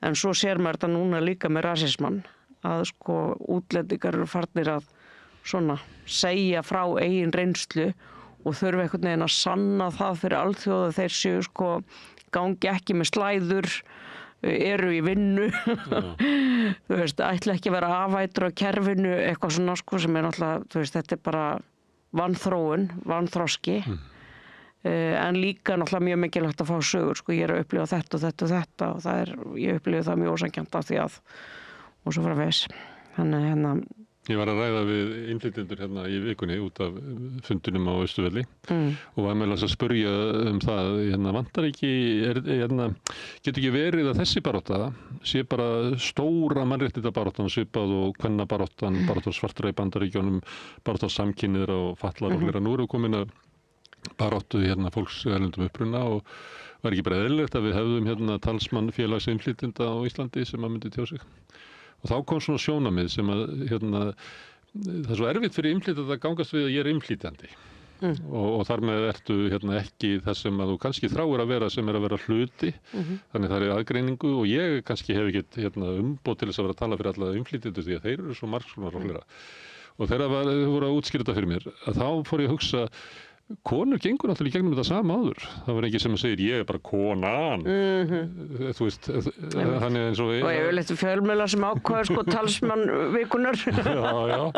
En það sem að ég á við er að sko að með því að taka eitthvað svona málstað eins og tala fyrir hönd innflytjenda, að þá er ég ekki að halda því fram að ég sé innflytjandinn og sé að tala fyrir hönd allra. Ég bara er að gera það og ég er margt annað líka. Ég er faðir og velvirki og guð má vita hvað ekki en bara mér datt í huga að þessi barátta hún er eiginlega ekki komin á svæði sem þú varst að tala um að aðrar baráttur eru strandaðar á sko. Þannig að hún er ekki eins og komin ákvað upp sko. Nei. Að gangast við sér sem innflytjanda. Já. En svo ég held að ég hef lært alveg greiðarlega mikið þegar ég var hjá Starfsgreinasambandinu. Þá vildi ég fá sem sagt hlutfall fólks af erlendum uppruna inn í stéttarfélögunum. Og ég sendi út bréf, bara látið mig hafa svona hlutfallið hvernig þetta er. Og ég fæ bara símtal frá formanni sómamanninum á Vestfjörðum, hún Finnboga, frá Verkvest. Hann segir bara, hvað meinar með innflytjenda? Ertu að tala um Pavel og Maríu sem eru búin að búa í 30 ára og voru að byggja sér hús á Suðureyri. Þú veist, við bara, ég meina, hvað viltu? Og ég bara, já, einmitt. Við erum náttúrulega bara, þú veist, innflytjendur sem að hvorki samfélaginu þeir líta á sem innflytjendur lengur. Jú, en samt eru þau með aðra stöðu heldur en jafnaldra sínir sem eru ættaðir úr Húnavatnssýslu eða eitthvað. Já, vissulega. Og þú veist, og innflytjendur eru bara rosalega fjölbreytt. Já. Og með því að segja að enginn sé raunverulega fullgildur til þess að vera talsmaður, þá kemst þetta aldrei í gang. Já, einmitt. Og þannig að ég held að þessi umræðu sé alveg en það er ekki til félag innflytjenda. Nei, það er til women, konur af erlendum uppruna á Íslandi og það hefur verið til alveg í 20 ár, allavega. Og hafa talað gegn rasisma og ýmislegt. Já, en ég held líka að við ætlum að fara... Og rosalega skýrslan, MeToo-skýrslan innflytjendur. Já. Þá kemur í ljós hvað því meiri sem að valda ójafnvægi er, því hryllilegri er ofbeldið. Og þetta fjallar vald ójafnvægi, fyrst og fremst, já. Herðu, ég spurði hvort það finnst gaman að tala pólitík þegar þú ert að keyra í Hrísey, ertu að tala vinnuna þína alla leiðina eða? Af því að við byrjum að tala að vinna hjá félagasamtökum, það er svolítið öðruvísi. Já. Þú kannski ekki að... Nei, það fyrir náttúrulega eftir hverju með mér í bílum, fyrsta lagi. Oft við að hlusta á eitthvað svona podcast, pólitísk podcast eða eitthvað slíkt. Þú ert alltaf í vinninni. Þú ert alltaf í vinninni. Nei, þú veist, ekki þannig, ég held ekki. Ég held ég sé alveg ágætt að skipta út, en ég hef áhuga á samfélagsmálum. Það er áhugamál mitt líka og það er áhugamál innan fjölskyldunar og vinahópsins. Þannig að auðvitað erum við bara alltaf að vera samfélagsmál, sko. En einum öðrum en svona, já, en ég held að ég sé nú ágætt. Það er alveg nöfnir þetta að tala samfélagsmál. Ég það, já. Bæði náttúrulega bara hlusta á fréttir, meðtaka fréttir, ræða fréttir. Og svo ég náttúrulega fekk ég mitt uppeldi í hinu sósíaldemokratíska fyrir landi Svíþjóð. Fyrrverandi. Það sem bara skólinn ól upp í okkur samfélagslega hugsun. Það er heilaþvegin frá Svíþjóð? Ég er heilaþvegin frá Svíþjóð og þú veist, það er alltaf bara verið að lesa Bróðir Milljón hjarta og það er verið að lesa dagbækur Önnu Frank, eða þú veist, það var ekkit endilega heldur verið að hlífa börnum við raunveruleikanum og ég held að það sé bara svolítið holdt. Heldur það sé munur á því Íslandi og Svíþjóð á þessu tíma? Já, mjög mikil. Ég man eftir, ég var nú ekki gömul þegar við flyttum í Svíþjóð, 79, þá var ég 6 ára. Palmi enn á lífi? Palmi er á lífi, hann er drepinn 86 eða ekki, þá vorum við flutt heim aftur. Þeir að velta fyrir sér hvort að opinberir sjóðir eða verkafólki að taka yfir fyrirtækin. Einmitt. Þær hugmyndir ennþá á lífi. Já. Atvinnu lýðræði. Já. Þetta er horfinn heimur. Ég held að ég hafi verið í skólakerfinu á bara blóma tímanum, algjörum. Ég man þegar við flytjum út, 79, að þá fannst Íslendinga samfélaginu, úti, sem var mjög sterkt, innflytjenda samfélagið, fannst það ógeðslega fyndið að það voru lög í Svíþjóð sem bönnu foreldra að leggja höndra á börnin sín. Og ég man eftir þessari umræðu af því að það var enginn í kringum mig sem var að berja börnin sín. Sannarlega ekki foreldrar mínir og ekki annað fólk sem ég vissi í kring. En þetta, þú veist, íslenska hugsunin var ekki komin þangað. Svíjar voru fyrstir í heiminum til að setja þessi lög. Og bara að setja lög það sem gerist inn á heimilum. Bara nei, hættið nú Svíjar, nú eru þið búin að ganga langt. Þetta var umræðan, Þannig að ég held að Ísland hafi verið svolítið svona eftir á, en ég meina, guð mig guð, það var nú okkur til bjargar að fólk fór erlendis og fekk hugmyndir og komið þar aftur heim. Það er nú bara grunnurinn að okkar mannréttinda baráttum á þessum árum. En áður fór til Svíþjóðar þá bjóstu hvar? Það er ein spurning sem ég spyr alla hérna að því sem ég var næstum búin að gleyma sem er hvenær manstu fyrst eftir þér? Ég er nefnilega að safna þessu hérna. Ég hef einhverja minningar, sko, við fluttum mjög ört á þessum árum. Foreldrar mínir voru í námi og leigumarkaði og held að vera flutt alltaf einu sinni ári. Og svo bara rosalega erfitt að vita hvað eru ljósmyndir sem maður hefur séð og hvað eru minningar. En allir ég muni ekki eftir mér svona 3-4 ára í Efstalandi eða Furugerði, ég man ekki hvort. Svo flytjum við að Hellu í 2 ár áður við fyrir til Svíþjóðar og ég man svona nokkur brot þaðan líka. Ef ég myndi spyrja þig hvaðan ertu? Myndirðu segja Hellu? Nei, ég bara... Reykjavík? Svíþjóð? Ég tengi ekkit alveg við þessa spurningu, sko, hvaðan er ég? Varstu í mörgum skólum áður og fyrir til Svíþjóðar? Nei, ég byrja í grunnskóla í Svíþjóð. Já, þú ert svo ung. Já, ég er bara 6 ára þegar við flytjum út. Og það var endar svolítið tragedía af því að skólarnir byrju í Svíþjóð 7 ára. Þannig að ég var að gíra mig upp í að byrja í skóla og flytja til Svíþjóðar og það er bara 1 ári viðbúið til leikskóla og það var náttúrulega bara niðurlæging lífs mín, sko. Ert þú eitt af þessu börnum sem fannst ekki til að gaman að vera barn? Já, ég held að. Já. Ég held ég hef ekki verið sérlega skemmtilegt barn. Ég held ég hef alveg verið meðfærileg, sko. Enda miðjubarn. En já. Nei, ég vel orðið komist. Ég held að það hef ekkert verið... Ég skynji þetta á sömu börnum sem ég er að reyna að skilja að hverju það er. Og ég held að það er umvunlega leðilegt að vera barn. Af því að það er alveg saman hvað þú segir og þú segir eitthvað snjallt að þá er hlegið þér. Ef þú segir eitthvað vitlaust þá er hlegið þér. Þú er svo mikið ómark að sumir bara get ekki beðið eftir að losna út úr þessu. Því þetta er bara óbáðlegt ástand. Það er nokkri svona í minni eitt, sko. Sem að ég bara get ekki beðið eftir að verða bara fullgildur. Þannig það verðu á þeim tíma, ég held að við höfum náttúrulega bæði orðið fullorðin fyrr heldur en fólk í dag verður fullorðið töluvert fyrr. Þannig þú ert eiginlega alveg upp í Svíþjóð? Já, í 5 ár, já. 5 ár, svo í Hlíðunum. Þetta eru mikilvægur tími? Mjög mikilvægur, já. Hvað er í Svíþjóð? Lundi, Íslendinga nýlendunni í Lundi. Ég var eins og 1 sumar í Lundi. Já. Góður staður. Svo flutti ég ánga aftur 2010-12, tók master og flutti aftur í bara gamla hverju mitt. Íslendinga nýlendan bara 30 ára síðar. En Lundur, er þetta ekki svona eins og bara hella með háskóla? Jú. Nei, sko, Lundur er svolítið áhugaverð bær af því að við svona lifum og hærust í háskólanum, við erum hérna þetta er náttúrulega stúdenta og innflytjenda hverfi, sko, hérna Norra Fæladen. En þetta er líka iðnaðarbær, Tetra Pak er þarna, Alfa Laval var þarna, ég held að þau séu nú farin. Þannig að gríðarlega mikill iðnaður líka og það eru heimar sem mætast ekkert endilega. Og ég man að ég fór þarna í partí með strákum úr Tetra Pak og ég skildi ekki orðað því þessu. Ég hugsa bara hvaða tungumál er að tala. Svona skánska, tók mig rosalega langa tíma að stilla inn á þeirra skánsku til að skilja hana.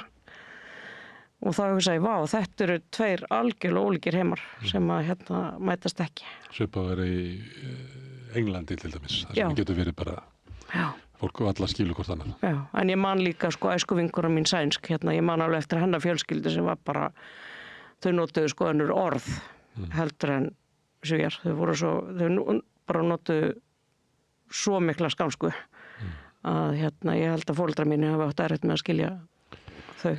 Skáinn hefur verið svona höfuðvígi Svíþjóðardemókrata? Hlutar af því, já. Náði það upp í háskólabæinn? Stundum er það þannig að það bara allt, bara með þessi í Texas, að þá er bara allt annað stemmingin í borgunum. Já, Austin er náttúrulega bláberið í jarðarberjaskálinni. Já, ég held að það sé þannig á Skáni líka, Lundur, það er þú veist, það Kristianstad og þar eru þeir mjög sterkir og eru eiginlega vakka Svíþjóðademokratana.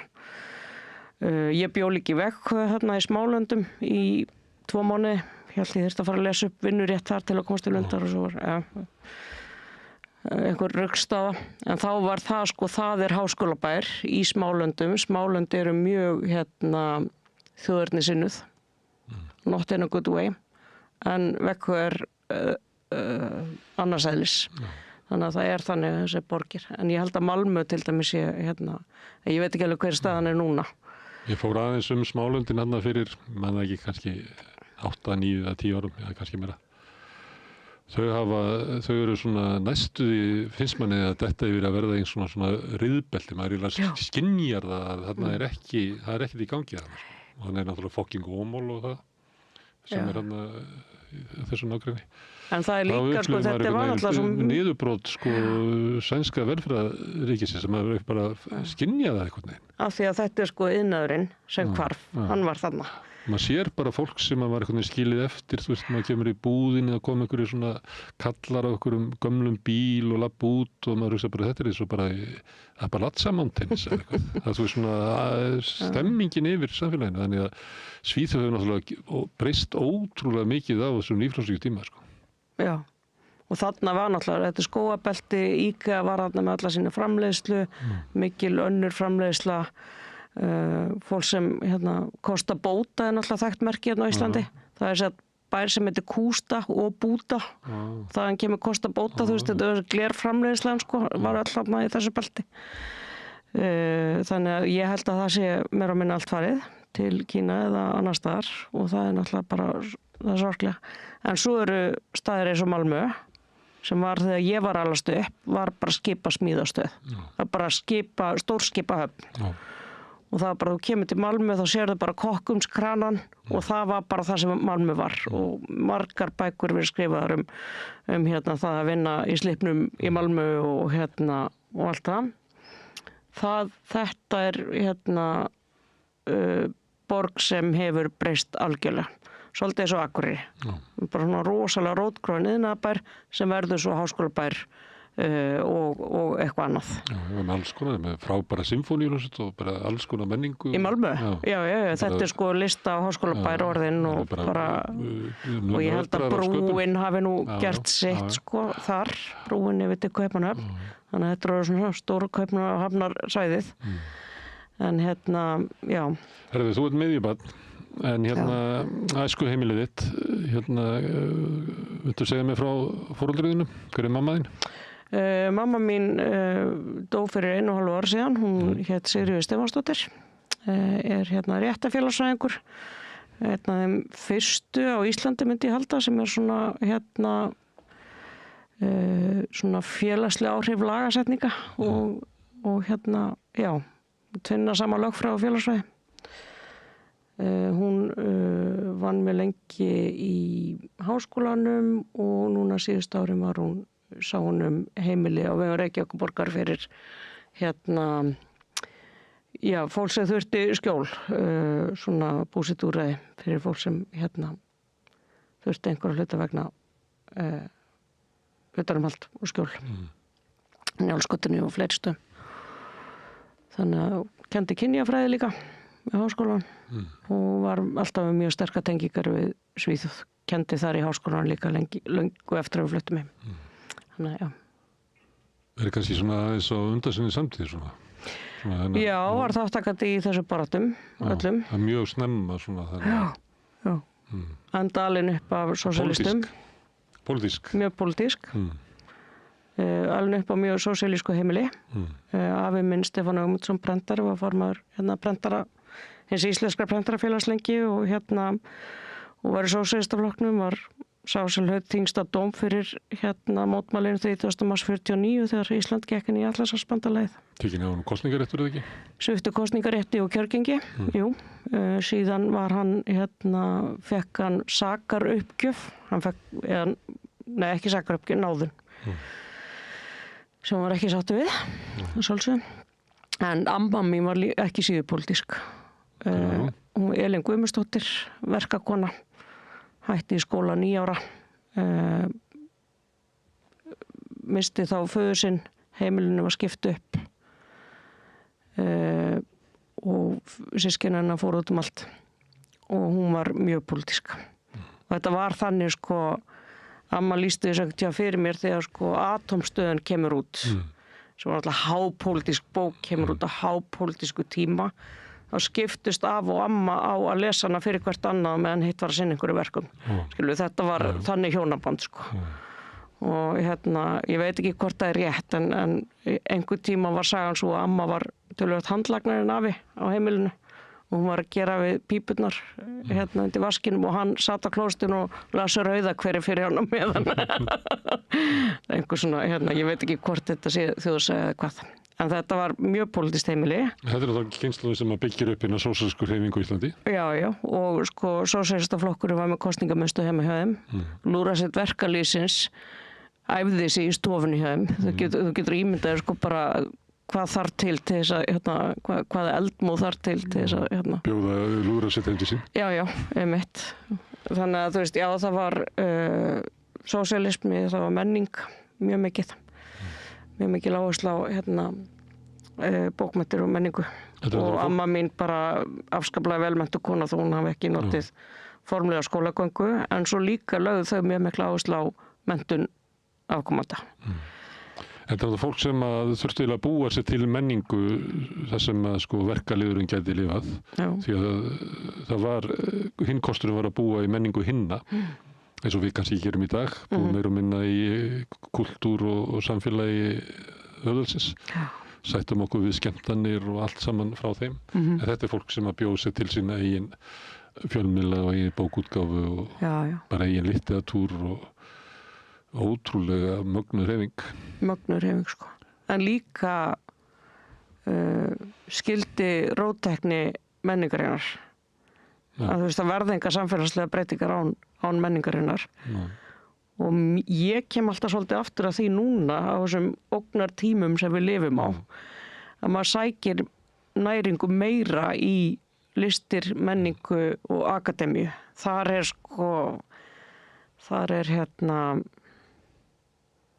er viðnámið. Já, þessi endursköpun sem að þarf að vera, segjum að þessi hópurinn að kúuðu og kúarand að hinni kúuðu þurfa að endurmeta sig því ef að þeir eru með sjálfsmatið innan úr hinnum sjúka heimi að ef þeir ná völdum að þá náttúrulega heldur bara sjúklíkin áfram. Þannig að þessuna held ég þurfi alltaf að vera sko öfluglist og hugmyndahreyfing í tengslum við einhverja baráttu sko. Má ég skjóta inn einu sem að tengist kannski því svo ræða áðan að hún var í helgispjalli hjá mér, hún Lilja Ingólfsdóttir sem er kvikmyndagerðarkona, gerði Elsklik sem held ég sé ennþá verið að sýna annað slagið í Bíó Paradís. Hún sagði að því ég spurði þessi mynd, hún er eiginlega byggð á svona kúltúr svona sjálfshjálparbóka, ekki niðrandi merkingu, heldur bara að það er svo mikil kúltúr á því svona endurmat á hverju við erum sem er kannski ekki inn í svona litteratúrnum eða fagurbókmyndunum beint svona en er bara og hún sagði já, það er bara þannig. Og hann sem við lifum bara svo sko stórkostlega tíma þar sem allir eru að fá rödd og við erum bara í miðju sko umbreytingu samfélagsins og við veitum, en þú veist, þetta er bara stórkostlegi tímar. Þú veist, við erum að lifa byltingatíma þar sem að allir eru með rödd, allir geta tjáð sig og þetta fylgir því alls konar eitthvað getur sagt að það sé fórnarlamsvæðing og eitthvað svona en bara við verðum að komast í gegnum þetta. Því áður hafði eiginlega bara kallin rödd, þú veist, og kannski fyrir 50 árum það voru sko háskólaprófessor og embættismenn ríkisins og ríkikallar sem hefur rödd og ráðherrarnir voru þéraðir og allt þetta. Þannig ég bara skjóti synd að við séum í byltingu og að þetta sé hluti af byltingunni sem við erum í að þegar almenningur fær völd að þá verður náttúrulega almenningur að fá rödd og hann verður að fá tíma til að endurskapa sig hver ég er. Þannig að þetta er í huga því vorum að tala svona endursköpunarkraft sko. Já, einmitt. það er rétt. Við erum í miðju. Herðu, en þetta er þín ættasaga, þannig að þú fékkst sósíalisma með móðumjólk. Já, svo reyndar pappa fjölskylda, ég segi að minn amma þar voru mjög borgarleg, en samt svona humanistar líka. Þannig í BSB verkfallinu 84 að þá búa pappa og mamma ennþá í Lundi, en við systurnar flytjum heim til að hefja skólaárið. Og ég er hjá hægri af ömmu og systir minn er hjá vinstri af ömmu. Þannig að það var svona náttúrulega mjög mikil pólitík. Sundstaðir lokaðir, strætó gekk ekki, skólarnir lokaðir og svo framvegis. Og þetta var svona, og þá voru afar og ömmur á sikkurum ásnum, sko. Það var ekki talað vel verkfallið þar sem þú varst. Pössuðu sér nú mjög mikið örugglega virðingu við foreldra mína veitandi hvar þau voru, en föðurbróðir minn rak ólöglega út af stöð þarna, með Hannesi Hólmsteini, hann Gunnlaugur Snædal sem er heitinn. Þannig að það var, já. Þannig að þú átt rætur bara djúpt inn í Valhöll. Já. Ég veit ekki hvort ég myndi orða það. En það er hlutið svona persónu. Já, við varum frambúið fyrir Sjálfstæðisflokkinn og svona, og þau bara, já, það var þannig. En hver er pabbi þinn, að því þú sagði mig frá mömmu þinni? Já, pabbi er læknir, hann er öldrunarlæknir.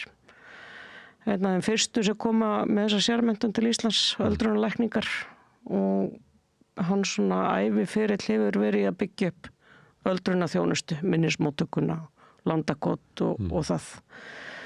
Ásamt segja að þessari kynslu öldrunarlækna sem koma til Íslands fyrstu eintökinu á þeim. Þannig að hann er átt afskaplega svona farsalan feril. En svo var hann líka hefur líka verið mjög mikið í félagsmálum, var forseti Alþjóðasambands lækna á sínum tíma. Og hans innkoma inn í það er í rauninni þegar í gegnum siðfræði nefnd læknafélagsins. Þegar við erum að ræða gagnagrunn á heilbrigðissviði og þá er sú umræða ekki hafin erlendis. Þannig að þá fer hann inn í það svona sem maður sem hefur tekið þátt í þessu umræðu og stýrir siðfræðiraði alheimslæknafélagsins nokkuð tíma ára að vera forseti, þannig að hann hefur svona lagt sitt að mörgu líka í félagsmálum. Nú þurfum við að rifja upp þessu umræðu vegna þess að nú er þessi grunnur í eigu Amgen sem nákvæmlega er verið að samþætta íslenska erfðagreiningu inn í þetta risafyrirtæki. Já, einmitt. Ég held að ég veit ekki alveg hvar er þessi grunnur eiginlega. Hver er með forræði yfir honum? Einmitt, og er hann til? Já, er það ekki? Var ekki ausuð upp úr honum við að búa til svona vera að kanna hitt og þetta? Já, eða hvernig hann er núna, því að maður hefur svona tilfinninguna að það séu svona meiri vitneski heldur en á að vera þarna, meiri tengingar og svona. Við þurfum að rifja hann upp. Já, ég held að það sé alveg fullt tilefni til. Það er kannski Kára bara til þess að segja mig frá því hvað hann er þessi grunnur. Já, einmitt. Þannig að foreldræðinni þeir hafa gildi svona félagsstarfs og þáttöku í samfélaginu. Já. En þú ert miðjubarn, það er tínda barnið ekki, það er fyrsta barnið er hetjan, foreldrar dást og öllu sem það gerir, bara stórmerkilegt og yngsta er náttúrulega auga steinaldra, en svo er hann á milli tínda barnið, er það þannig í... Nei, þetta er nú ekki alveg svona og það er systkinuröðunir heldur ekkert alveg heföld, en við erum þarna tvær, Sunna og ég, Sunna eru tæp 2 ára milli okkar, mjög nánar. Svo er námyndabróður minn sem er 6 ára yngri en ég, en síðan skilja foreldrar mínir og pabbi fer í annan umgang, þannig að ég á systur sem eru 30 núna, 2 líka. Sem er töluvert yngri en þú. Já, sem eru töluvert nær dóttir minni aldrei heldur en mér. Það er svolítið flókið að vera systkini með svona mikinn, af því það er í börnunum mínum. Þá verið að segja við eldri börnin að þau eru bara að finna það upp hvað það er að vera eldri systkini ungsbars. Þannig að líklega er þetta eitthvað svona bilin að vera systkini og af og amma, var ég að reyna að segja þeim. Þið eru bara að semja þetta. Já. Þetta er ekki alveg gefið, hvernig maður á að gera þetta. Nei. það svona en þú segir það hafi verið svona ekki ólukkulegt barn. Nei. Hvað var að? Okkur talaru svona því áðan sem barn? Ég veit ekki, ég bjó bara við mjög gott atlæti og svona. Ég held að það hefði bara ekkert verið eitthvað brjálæðislega mikið að frétta. En svona, ég held að þetta hafi verið svona sjálfsmyndakrísa og mamma lýsti mér alltaf þannig að, þú veist, ég gæti verið hangið með þessum hópi og verið villingurinn og svo verið komin í dúkku með blúndur í hárinu hálftíma síðar. Ég þekki svona börn. Já, þannig að ég hafði mikla aðlögunarhæfni en líka kannski ekkert eitthvað svona brjálæðislega sterka sjálfsmynd. Ég veit nú ekki hvort að eitthvað barn hafi það, reyndar. En já, það ég held að hafi ekki verið, það er ekki mjög mikið að frétt úr æsku minni. En ég spyr fólk alltaf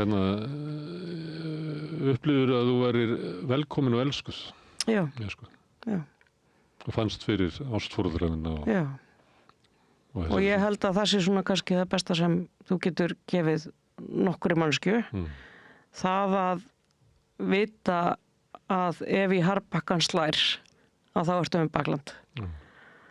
Þá er allt mögulegt. Og þú eigir svona heima í heiminum að þú þurfir ekki að uppfylla einhver tiltekið skilyrði til þess að vera, ég held að það skiptir mjög máli. En svo byrði í Svíþjóð, heldur að það hafi eftir áhrif á því að vera hvað frá 7 til 12? Já, það held ég. Hvernig þá? Fyrir okkur sem hafi ekki reynt það. Já.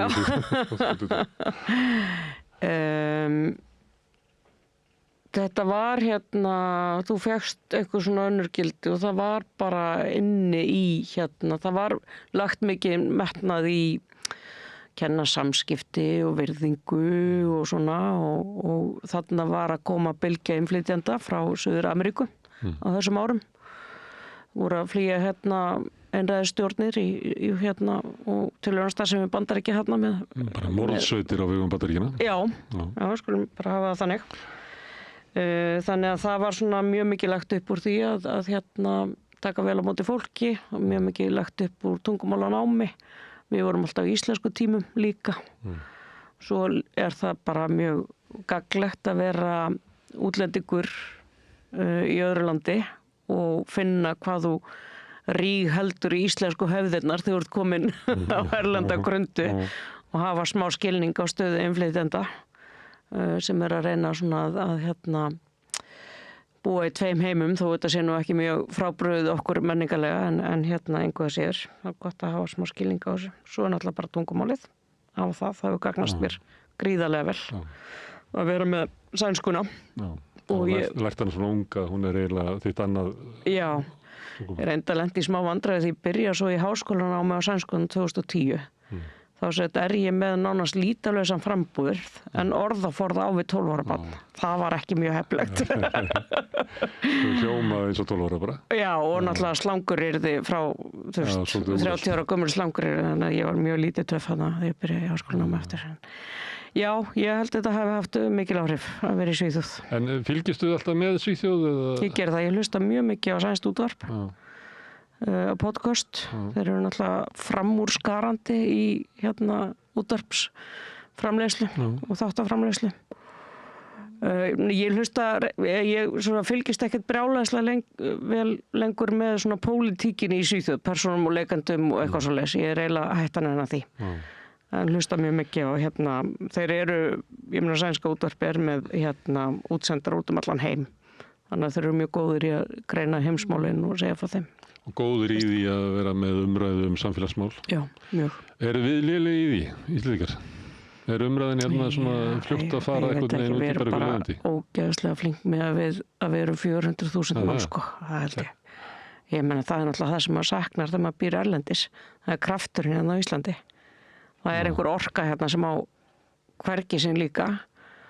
Menningarneysla sem er gríðaleg. Ég var í Borgarleikhúsinu í vetur og það er hlé og það streymi bara fólk út úr öllum sölum og ég hugsa bara að það er kjaftæði við sem 400.000 manns. Það er bara einhver við þurfum að fara að telja upp á nýtt, sko. Það í leikhúsunum tekur mér eftir því að ég held að ef maður verið í leikhúsi erlendis, þá væri það einsleitari hópur. Mér finnst leikhúsi er ennþá svona alþýðu sem ég held reyndar að sé verið að eyðileggja því að það bara kostar svo fáránlega mikið leikhúsárið. Já, en ekki fyrir unga krakka. Þú veist, þau geta keypt sér árskort ef þú ert undir 25 ára. Þú veist, á viðráðanlegu verði. Þannig að, þú veist, já, við erum að gera eitthvað rétt. Ég meina, alla bækvölda sem við framlega tónlistinn og allt þetta og bara þáttaka í pólitískri umræðu. Það eru allir með marga hatta. Ég bara saknaði þess svo þegar ég bjó út í Svíþjóð og finna orkuna hérna. Það er eitt að vera sko af svona litlum hópi að þá svona ábyrgðin á samfélaginu held ég ríkari hjá hverjum Íslending. Þú talandi Íslending í útlönd, þú getur rekist á einhvern Íslending í bara einhvers staðar í Frakklandi eða Tyrklandi. Hann byrjar að tala Ísland og hann ætlar að lækna Ísland þótt hann hafi sko ekki búið hérna í sko 30 ár. Það bara liggur á honum að leysa Ísland. Ég held að ég er ekki viss að sko, fólk af stærri þjóðum sé með þessa skyldu. Nei, einmitt. En líka ég man sko, að ég var bara með Svíum í háskólanámi. Ég var þarna fertugt og þau voru 25 ára. Höfðu aldrei dýft hendi í kalt vatn. Þannig að þetta var svolítið svona spes. En þau voru öll sko bara að ákveða einhverja rosalega sérhæfingu. Var þarna í vinnumarkaðsfræðum og vinnurétti. Og þau bara, já, ég ætla að einbeita mér að því þegar svo staði að vera svona ráðgefandi við fyrirtæki þegar einhver mætur fullur í vinna eða eitthvað, skilur, eða vinnuslys eða, þú veist, eitthvað svona bara mjög afmarkað lagabálkur sem þau ætluðu bara einbeita sig, bara verja lífinu í að túlka. Og ég vissi það að ég myndi sennilega fara til Íslands og vera að sjá bókhald og heimasíðu og félagarskrá og þú veist, allt sem... Já, og þá hugsaði ég, hvað það er dásalegt. Dásalegt að þó þetta sé þýði too few Mozart sem far between, sko. Þó við séum ekki kannski með einhverja stabba af úrvalshugsuðum eða fúturistum að þá er þetta mjög frelsandi. Og einhver leyti dregur úr stéttskiptingu.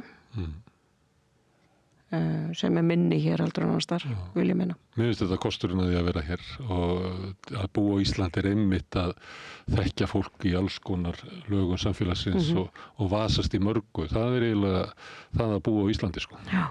Þannig að vera á Íslandi og vera að stefna einhverju rosalegur svona sérhæfni, það bara passar illa. En svo á móti kemur þá sumt sem virkar ekki hérna. Ég sagði nú alltaf í gamla daga sko að Michael Jackson hefði ekki slegið í gegn á Fáskrúðsfirði en svo er hann bara orðið vont dæmi núna. En það er sko, við getum ekki borið eitthvað svona sem að talar við alla heimsbyggðina kannski. Út af þessu. Nei, í listum. Við þurfum að vera, það sleppur einn og einn hérna í gegn, sem er að stór merkilegt sko, hvað við eigum mikið af sérstaklega listum. En við verðum líka, sko, við verðum að passa okkur á því að taka ekki einhverja hugmyndir hráar frá útlöndum og þvinga þeim upp á íslenskt samfélag. Af því að við verðum, sko, við höfum einhverja möguleika hér í skjóli þess hvað við erum fá að gera hlutina öðruvísi. Og það fer til dæmis alveg óheyrilega í taugarnar á mér þegar fólk er að flytja inn, sko, hugmyndafræði að ef þú ert á móti vendi að þá sérstu líka á móti trans. Það er mjög samtvinnað í feministkri hreyfingu úti. Það er það ekki hér. Þú veist, við erum bara með eitthvað annað, þannig að það þýðir heldur ekki, sko, að vera bara flýta eitthvað inn.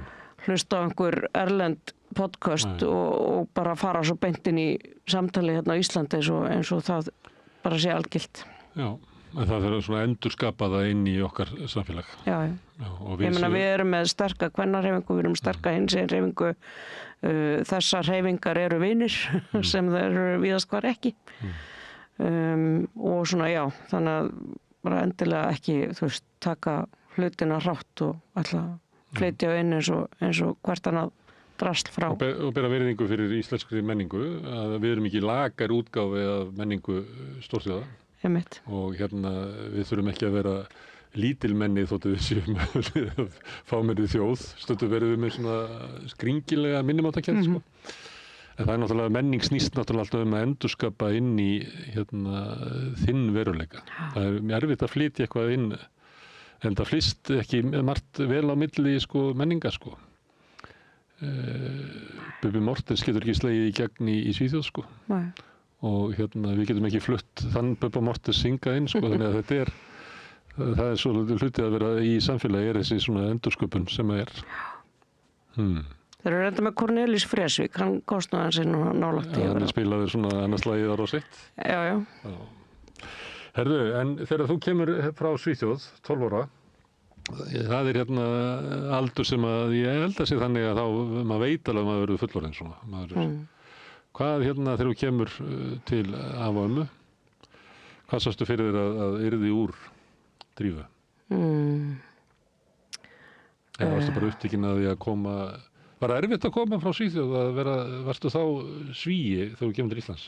Nei, það var alltaf passa rosalega vel upp á það að við töluðum góða íslensku vandamál og þau þurftum að endurtaka ef við gerum beigðum eitthvað rangt eða eitthvað svona. Þannig að og góð tenging við Ísland alltaf, fórum alltaf heim á sumrin. Hvað sástu fyrir þér að yrði úr þér? Ég veit ekki, ég man bara að það var svolítið sjokk að koma af því að Ísland var svo einsleitt. Það var alltaf ekki það var ekki útlensku dropi í nemendahópnum í Hlíðaskóla að leika við. Og allir í milletúrpu, strettsbuxum, breykskóm, það var bara svona, það var eins og það væri bara uniform. Og það var aldrei í boði á mínu heimili að vera alltaf eitthvað svona, einhverja merkjavörur eða einhverja vitleysu, sko. Þannig að það var bara, maður þurfti að finna aðra leiðir og ég byrjaði á því að hanna eigin föt og sauma þau og svona og vera svolítið mikið öðruvísi heldur en aðrir. Þannig að ég ætlaði að vera fatahönnuður á einhverju tímabili. Fór á listasviði í FB. Uppgötaði svo að ég var frekar hæfileikalaus á listasviðinu. Og fór yfir á félagsvíti. Var bara rosalega lengi að finna mig. Og svo sem ekkert búin að því ennþá. Ég hef bara búin að lifa með kaflaskiptu lífi. Og það er líka bara allt í lagi. Að fara svolítið þangað sem að ástríðan og hugmyndirnar bera mann. Ég sé það sama, ég vissi aldrei hvað ætti að verða úr mér og veit ekki að þá. Ég fór í viðskiptafræði, ég ætlaði að vera endurskoðandi, sko. Ég bara veit ekki hvernig mér datta í hug. Þar fer ég í vinnumarkaðsfræðina. Ég skrifa eiginlega ritgerð í viðskiptafræði kjarasamninga og vinnumarkaðsfræði. Þannig að já, maður bara svona lífið bara gerist. Af því það er bara sómasamleg vinna og ég bara elska bókhald. Elskar þú bókhald? Já. Ég meina alveg jafn mikið að púsla og gera svo dóku, sko. Það er bara þannig. En þegar þú segir þetta, þá var ég að rifja upp hvernig það var hjá mér. Ég hef orðaði þannig að ég hafi verið þarna bara og verið eins og ég var bara að bíða eftir þau hringt inn. Já. Ég vissi ekki hvað var ætlast til að mér. Sko. Og meðal annars fór ég til Lundara því að þá var ég að vinna í kjötbúð á Suðurfirði. Þá kom Einar, æskuvinu minn, til mín og spurði hvort ég vildi koma með sér til Kaupmannahafnar. Og ég sagði, jú, og sagði upp og fór til Kaupmannahafnar og svo endum við í Lundi, sko, þannig að þetta var ótrúlega svona stefnuleysi. Ég veit ekki hvað þetta er, kannski er þetta eitthvað persónulegt, kannski, stundum finnst mér að því ég er nú eldri þú, mér finnst að þegar ég ólst upp, þá var svona hugmynd að ég ætti bara að gera það sem ég vildi, það væri bestur í mig og bestur í samfélagið.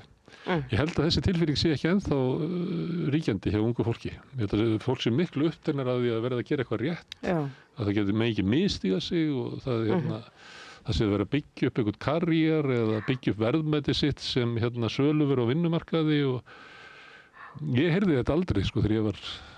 Nei, einmitt. Kannski var þetta sagt, sko, ég heyrði það ekki, sko. Það sem var líka, sko, ég segi stundum, ég er afsprengi sveigjaleg skólakerfis. Það var miklu sveigjalegra í þetta.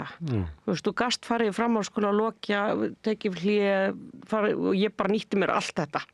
Fór í háskóla, droppaði þar út, fór í iðnskóla, fór aftur í háskóla, tók mér hlé frá framhaldsskóla, var í framhaldsskóla annar staðar heldur en var í mínu hverfi,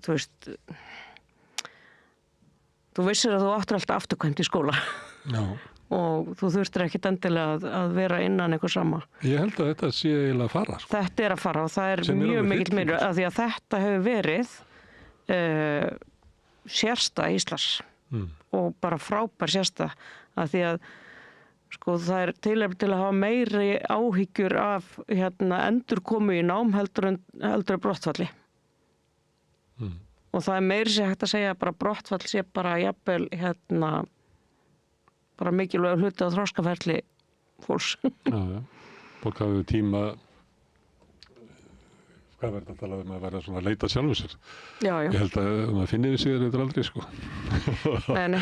Það er sem er annað mál. Sem ég fara í Jakobsveginn, ég veit ekki hvort fólk finnir sig þar. Ég lappa svona. Það var þetta frá París til Bordeaux. Ég mæli með því. En viðskiptafræði, vinnumarkaðsfræði, en ertu ekki eitthvað svona, þú varst í iðnskóla að læra? Tækniteknu. Eftir viðskiptafræði eða undan? Undan. Þannig þú ert búin að vera leitandi að hvað fórst í tækniteknu? Ég hafði einhverja hugmyndir einhvern tímann að ég ætla að fara í húsgagnasmíði. Þannig að þetta var bara að ná grunni til þess að fara þangað. Já, eða arkitektúr, ég veit ekki alveg hvað ég var að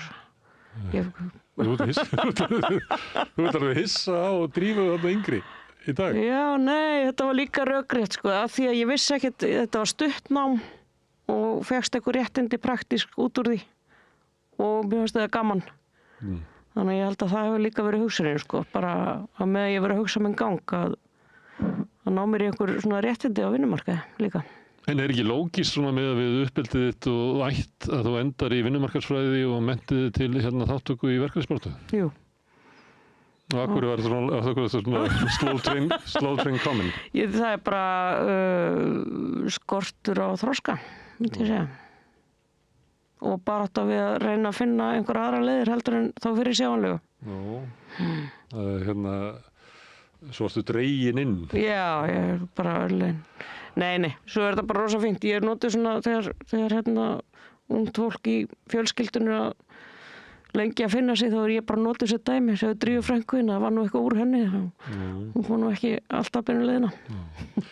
En er þetta orðað þannig að þú hefði menntaði til verkefnissportu? Þegar þú ferði í vinnumarkaðsfræði þá ert að menntaði til þess að geta tekið þátt í skipulagðri Sko ég fer út í masterinn. Ég var búin að reyna að sækja störf hjá verkalýðshreyfingunni, fer út í masterinn til að mennta minn í verkalýðshreyfinguna, já. En þú vildir fyrst fara að vinna í verkalýðshreyfingunni? Já. Og þá spyr ég bara af hverju? Af því að þetta er bara ein merkilegasta barátta og skiptir mest máli í lífi allra. Það eru aðstæður á vinnumarkaðinu hvernig hann er og ekki síst kaup og kjör. Þannig ég var í 10 ár í verkalýðshreyfingunni. En sem betur fyrir þannig líka að ég get labbað út og ekki verið að velta mér upp úr því sem er liðið. Þannig að ég ákvað að segja skilið við verkalýðshreyfinguna og þá var ég líka bara, þá skildi ég það eftir, sko.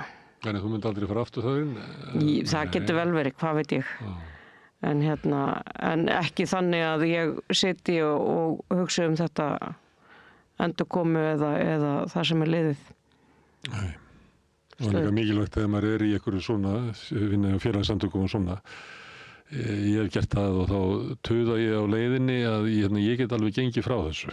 Þú veist, ég er ekki háður þessu. Af því að það er svona hættulegt að lenda í einhverjum aðstæðum þar sem að maður til þess að þurfa á þessu að halda og þá er hætta við að maður lendi í því að vera að gera eitthvað sem maður kannski kýs ekki að gera. Já. Og ég held líka þessu svolítið gott að ég hef ekkert brjálað svona persónulega metnað fyrir mig, sko. Og það er gott og það er líka gott að vera ekki rosa hierarkísk í hugsun. Því ég finn það, sko, að svona í kringum með að fólki finnst eins og það að vinna hjá Stígamótum sé skref aftur og bak með að vera forseta þess í. Og ég upplifi það ekki. En það er svona tilfinning og stemning sem maður finnur svolítið. Þannig að ég held að það sé svolítið gott að vera ekki svona háð einhverju slíku. Þetta sé bara eins og önnur hljómsveit, sem maður er hljómlistarmaður. Já. Þá er ASI svolítið svona big band. Já. Og svo ferðu í blues-hljómsveit og spilar aðeins minni venue. Og það er alveg, þú ert alltaf í músíkinni, sko. Já. En svo er náttúrulega líka hægt að segja bara staður og stund hvers tíma er bara... En hvað hefur sá sem að mennta sig í vinnumarkaðsfræði að færa verkalýðshreyfingunni? Er ekki þeir sem er aldur upp í hreyfingunni og aldur upp hertir af verkvöllum og baráttu og hvað getur... Ég held þetta þurfa að vera bæði. Já, en hvað er það sem að svona menntunin getur komið með? Hún getur komið með hugmyndir að utan. Ég meina auðvitað er þetta bæði sko barátta og þetta er skilningur á því hvernig árangur næst. Saga baráttunar, líka bjúrókratía baráttunar sem getur náttúrulega haft gríðarleg áhrif og hvað getur hort til framtíðar og líka bara hvað ber að varast. Þannig að það skiptir máli einhvers konar menntun líka ibland. En er ekki verkalýðsbaráttan í Svíþjóð svona hálf dauð einhvern veginn, hún er svo stofnanavædd? Hún er rosa stofnanavædd. Og talandi Saleg sem að einu sinni var skammareyri í Íslandi, ég veit ekki hvað það segja þá. Það er eiginlega bara búið ákveðt allt saman áður og menn eru bara eiginlega Það er til dæmis eitt af því sem ég lærði í Svíþjóð sko, á vinnumarkaðsvæði. Það er sko hvað það skiptir rosalegu máli og þó að sko verkalýðshreyfingin hafi barist gegn því á sín tíma á Íslandi að láta fólk kjósa sjálft vinnustöðanir. Í Svíþjóð er það miðstjórn Alþýðusambandsins sem tekur ákvörðun vinnustöðanir. Það er ekki lýðræðislegt og svo er þið bara tilkynnt, þú ert að fara í verkfall á morgun. Við vorum að ákveða það. Líka þessi þetta að valdið færist sko sé alltaf verða miðstýrðara í verkalýðshreyfingunni í Svíþjóð að það bara dró tennurnar úr þessu öllu saman og svo náttúrulega lögin sem við erum með nú við 55-80 guðmur nú manni ég gerði hvað þetta skylduspartner og lífeyrisréttindi eða hvað þetta heitir sem ver okkur sem segir það að lágmarkslaun sem samið að vinnumarkaði skulu gilda. Þannig að það að mennta sig erlendis segir mann líka verðmætin sem við eigum á Íslandi sem verður að halda í. Þannig að íslenska kerfið er betra, eða hendar okkur allavega betur. Hendar okkur betur, já. Og það sé ekki eftir svona verið að reyna að yfirtaka þetta skandinavíska. Ekki, ég meina við getum fengið einhverja hugmyndir og sérstaklega varðandi sko vinnuumhverfi myndi ég halda vinnuöryggi þá er mjög gott að líta til Svíþjóðar og Noregs barátta gegn félagslegum undirbúðum Finnland, Noregur, skilur það er bara, við þurfum bara ná í hugmyndirna þess að þeir eru. Það hefur verið sagt muninn á Íslandi og Norðurlöndunum er það að í Norðurlöndunum hafa náðst réttarbætur og kjarabætur almennings í gegnum þjóðþingin. En hér er þetta fyrst og næst verið í gegnum verkalýðsbaráttuna vegna þess að verkalýðsflokkarnir hafa verið veikir á Íslandi, sterkir þar og svolítið samtvinnað verkalýðshreyfingin og sósíaldemókratarnir. Og þar eru sigrarnir á þingi en á meðan hefur verið. Það er enda svolítið áhugavert og komur óvart þegar ég fór að skoða þetta í Svíþjóð. Fyrsta lagi Svíar eru ekki með stjórnarskrá. Þeir eru með 4 svona lög sem eru með ígildi og svona erfiðar að breyta. Þannig að það er svona ígildi stjórnarskrár. Og þeir eru með rosalega fá lög vinnumarkaðinn, miklu færri við. Þeir hafa alltaf sagt sko þetta kemur ykkur ekki við pólitíkinni. Við semjum þetta við atvinnurekendur. Þannig að það er þeir eru með einhver tvennlög uppsagnarákvæði og lýðræði á vinnustöðum. Varðandi vinnumarkaðinn sjálf. Já.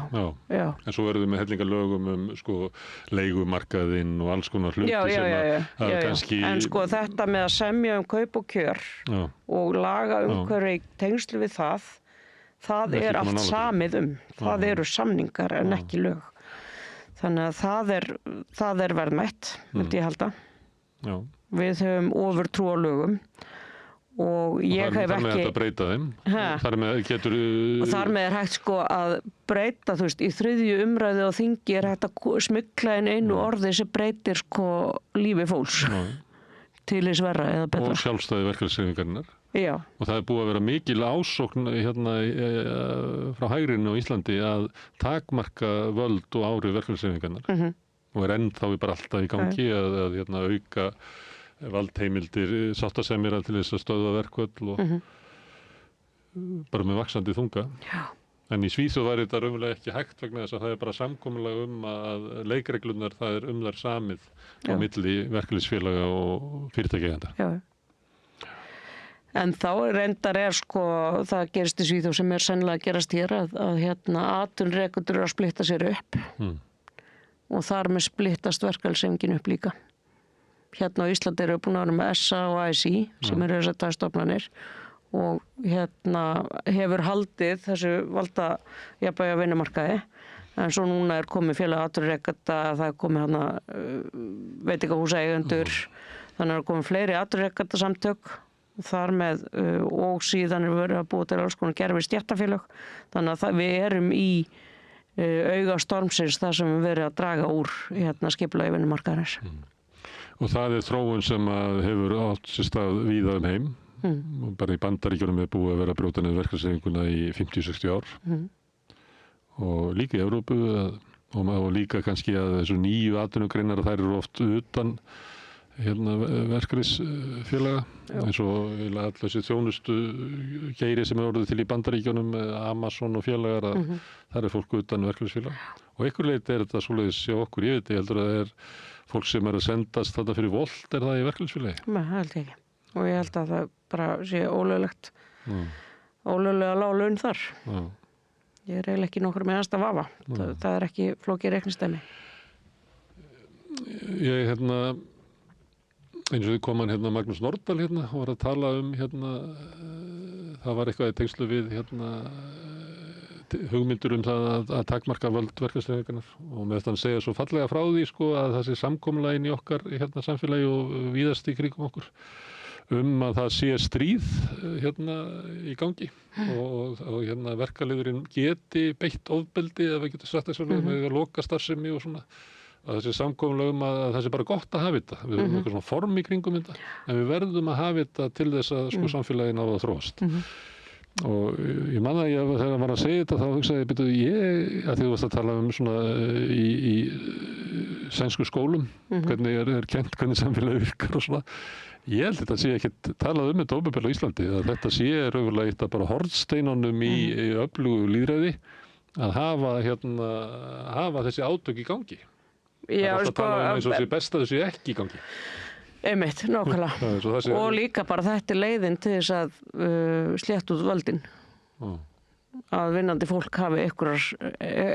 sitt eigið lífa því annar væri bara hryllingur já. eins og við sjáum svo sem annars þar Já. Herðu, þú fórst út úr aðeins í svolítið svona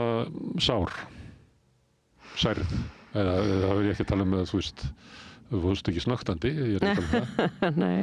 Það endaði ekki vel Nei, það var samt svona bara rökrétt ákvörðin ég búin að ákveða að bjóða mig ekki fram aftur Já, ákveð ekki af því að mér fannst ég ekki ná neinum árangri það var einhver stemning það sem var bara það var stemning að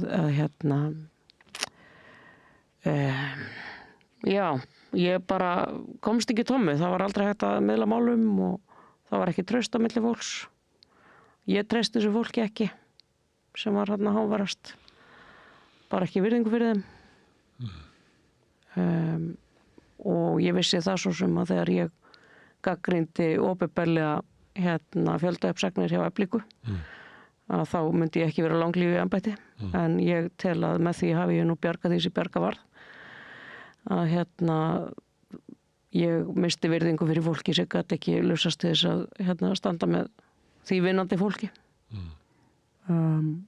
þannig að já, þetta var náttúrulega bara mikil átök og erfitt og ekki einfalt að vera ekki samstíga stærstu félögunum eða forystu fólki stærstu félagana Já Þegar maður fylgdist með þessu svona úr fjarska þá hugsaði ég ef að Drífa og Halla og Ragnar og Sólveig Anna myndu setjast niður og skrifa lista yfir því sem að væri mikilvægt að ná fram þá held ég að væri 90+% það sama Á hverju getur þetta fólk ekki einbytt sér því á hverju er það að peksa þessi 10% sem er ólík Ég var ekki inn í þessu þannig að þegar maður keyrir í strætó fram Ég held þetta hafi verið bæði bæði var þetta bara samskiptamáttinn sem var ömurlegur Það er sjúklega þreytandi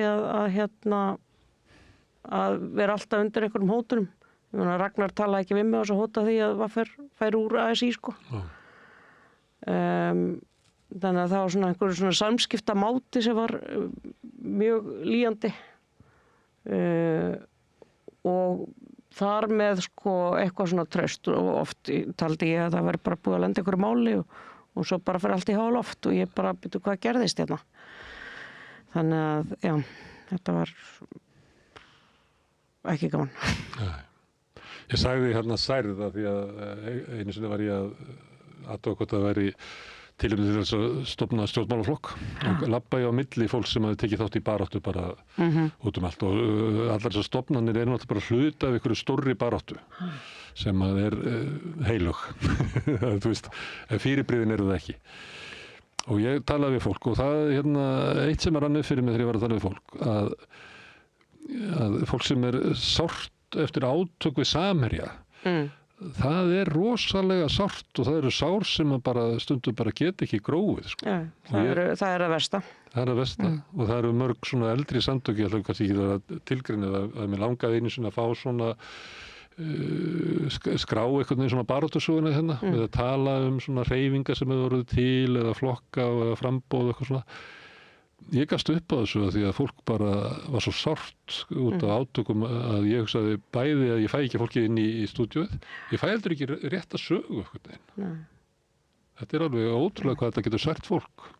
Já. En kannski er ekki þetta ótrúlega. Ég held sko mörguleiti var þegar ég segi mig úr VG var erfiðara af því að það var svo mikið fjölskylda, sko. Veist, það var svo mikil grasrót og mikið af fólki sem var bara gefa svona líf og starf í þetta og helgar og kvöld. Þannig að það var að mörgulegt erfiðara en sem betur fyrir þá var ég bara mjög mikið að vinum þar að þó. Þannig að þetta var ekki rosa persónlegt. Það var bara svona ákveðin virðing, fólk virti mín ástöðu og skildi hana að mörguleiti og aðrir ákveða fyrir eftir. En ég meina þetta var ekki svona einhver vinslit því ég fer og draðis í. Það var ekki þannig. Þetta voru ekki vinir mínir og þeir vinir sem ég eignuðist í verkalýðshreyfingunni á það þá. Þannig en ég held að vinslitin í svona séu erfiðust örugglega, hlýtur að vera. Já, þeir að blanda saman og þetta er líka bara sem að segir að svona barátta, hún er svo persónuleg. Já. Ég er ekki að kvarta yfir þessu, ég bara komir óvart sko hvað þetta grær oft seint, sko. Já, ég man alveg þarna 98-9 kom nú að stofnum með VG og satt hann í fyrstu stjórninni. Ég var að koma úr kvennalistanum.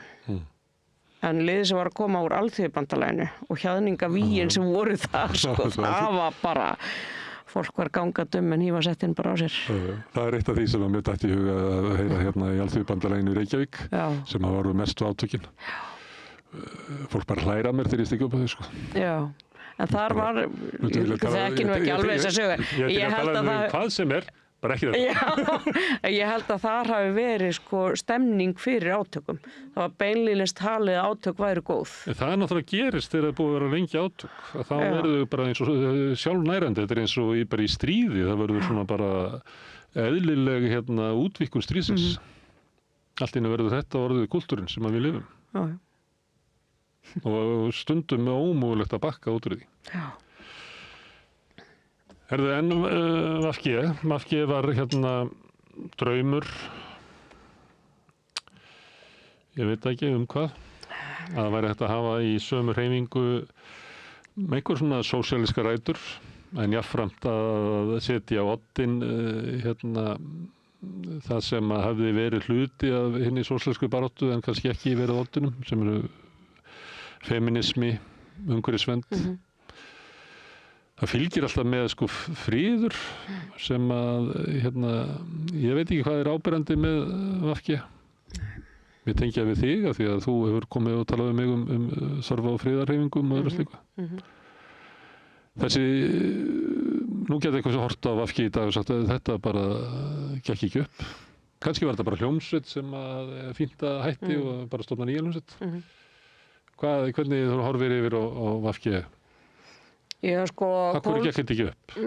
pólitík er ekki stofnanir og það má ekki vera að hengja sig í einhver logo eða heiti þegar þú ert í pólitík og kannski held ég að VG sé svona þurfi að fara í mjög mikla endurnýjun eða bara eitthvað nýtt sprett upp.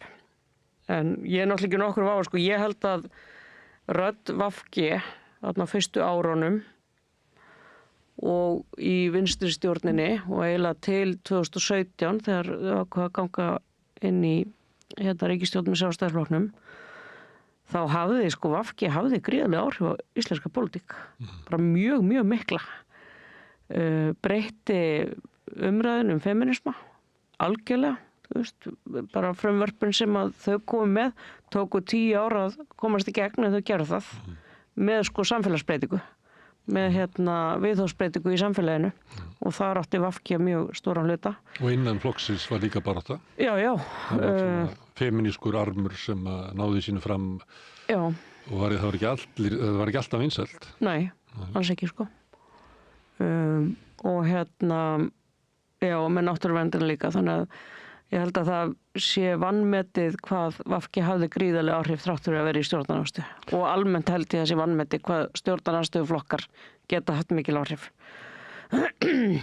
Ég var líka mjög fylgjandi vinstri stjórnin 2009-13, það gekk alveg rosalega mikið á.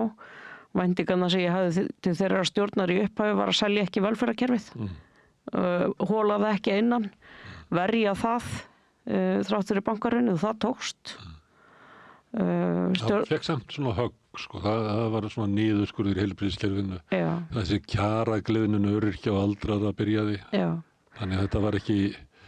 En sko miðað við rækamanna sem voru allt í kringu landið, bíðandi eftir að sópa upp leifarnar á okkar opinbera rekstri og ég hitti á nokkra af því ég var framkvæmdastýra flokksins. Þá er þetta held ég svona afrek sem við megum bara alveg hampa. Alveg örugglega. Ekki að fara í svona grísku leiðina sem að rækamenni kom og hirtu upp alla innviði og bara lestateinana, sko, bara lestateinana eru þau búin að heyra það og eyjarnar og þú veist, þetta er bara hryllingur. Og skaða Grikkland bara til langframa. Já. Þannig að, en svo bara tekur VG þessi ákvörðun. Ég held að það hafi alltaf verið einhver þræðir í flokknum sem svona að þau eru náttúrulega mjög margir sem líta á pólitík sem fótboltaleiki eða eitthvað sem alltaf fara svolítið í töðunar mér. Þau standast ekki mátið að fara að máta sig við Sjálfstæðisflokkinn í ríkisstjórn. Þannig ég held að þetta hafi ekki bara verið af einhverju nauðsyn eða eitthvað, ég held að þetta hafi verið raunverulega spenna fyrir þessu hjá mörgum. Ég var eins og með manni sem sagði að það væri til 200 fólki sem að labbaði fram í á svona bekk sem ástæði nýmálað. Það sem að gengur fram í honum og hinn sem að pótuði í málninguna. Þannig að það voru þeir sem að tók ákvörðuna. Ég er enda myndi pót í málninguna en ég myndi ekki standast látið. En nei, bara þetta, þú veist, það var eitthvað spenna fyrir þessu. En ég veit að þú voru hundlega og þessi rifið upp setningi sem þú sagði að geta skít. En þegar þetta er í gangi að þá hafnar því að sjá til og hafnar þessu bara strax og það er eitthvað innsæi eða eitthvað sem að þú gerir það út frá. Niðurstaðan var ekki komin eða var Nei, það var sett ákveðið. Af hverju tekur þetta svona fljót ákvörðun að þetta því ég vissi, sko, ég segi mig úr þegar VG ákveður að hefja formlega stjórn viðræður við Sjálfstæðisflokkinn og Framsókn. Og þá hugsa ég, þá er þetta farin, þá er trúveruleikinn farin. Ef þú er til í þetta, það var stóra skrifið. Þannig þetta er bara alveg ekki það að mynda ríkisstjórn, heldur það að segja, nú ætlum við að setjast niður með ykkur og mynda ríkisstjórn. Og svo vitum við það líka, þegar þú segir formulegar viðræður, þá er það búið að afgreiða það að þú ert að fara að setjast í ríkisstjórn. Þannig að ég vildi bara gefa rosalega skýrt til kynna og ég gaf ekki út opinbera yfirlýsingu. Ég sendi bréfa inn á Facebook-hóp sem auðvitað hefði mátt vita að það myndi leka út. Allt er góð með það. En líka bara til þess að bara gefa forystunni skýrt merkið. Þetta er ekki í lagi og það var náttúrulega slatti fólk sem fór út með mér, eða ekki með mér, heldur bara fór út þarna líka bara eftir að ríkisstjórnarsamstarfið var samþykkt, en ég bara leit svo á, ok, það er búið að taka þessi ákvörðun og eina leiðin til afstýrenni er að stíga rosalega hraustlega til jarðar. Það dugði ekki. Það dugði ekki, nei. En þannig að þín afstæði svo að flokkur eins og VG ætti að vera, eða vildi vera, að bara aldrei að mynda ríkisstjórn með auðvaldsflokknum. Já, það er mín skoðun. Mín skoðun er líka svo að þú getur haft meiri áhrif í stjórnarandstöðu og þá er ég ekki að tala um í einstaka málum heldur samfélagslega, bara í menningunni, umræðunni, samfélaginu. Þetta er svona afstæð sem að enheitslistinn og þetta er þekkt í hreyfingunni. Já, enheitslistinn vill reyndar bara ekki, vildi ekki fara í ríkisstjórn og ekki Venstrepartíið í Svíþjóð heldur. Þau voru bara með á stefnunni að fara ekki í ríkisstjórn. Ég er ekki þar. En þar er svona hefð kannski fyrir því að styðja minnihlutastjórnir og svona þannig að það er svona meiri möguleiki að hafa áhrif kannski í þeirri stöðu eða hvað. Já.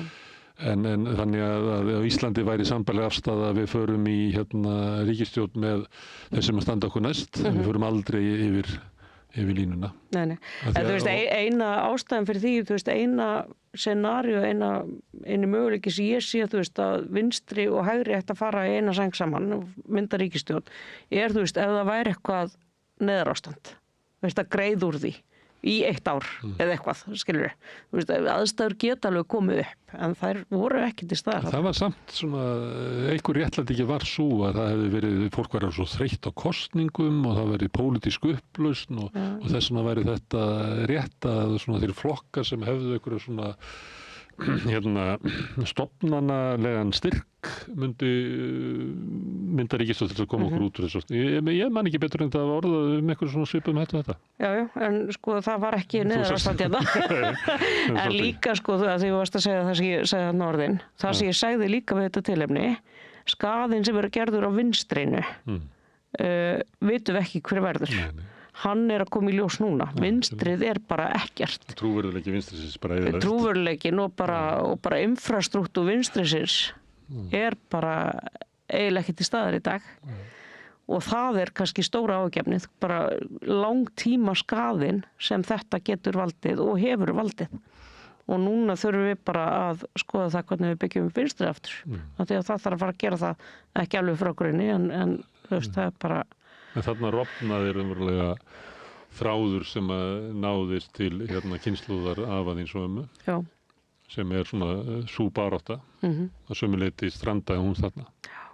Og þá þarf að búa til eitthvað nýtt. Kannski náttúrulega stundum er þetta að vísa til gamalla sögu og nýtt afl getur sagst vera arftaki gamalla baráttu. En þetta er náttúrulega ótrúlega glundróði sem er núna þarna vinstra megin. Já.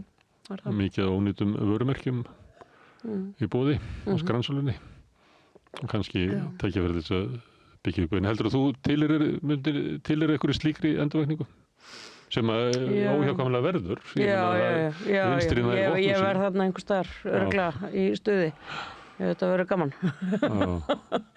Nei, auðvitað, þú veist, ég meina það er bara hluti af því að vera tilheyra samfélaginu, það er að taka þátt í einhverju sem þú hefur trú á. En ég hef bara valið bara annað vettvang hingað til.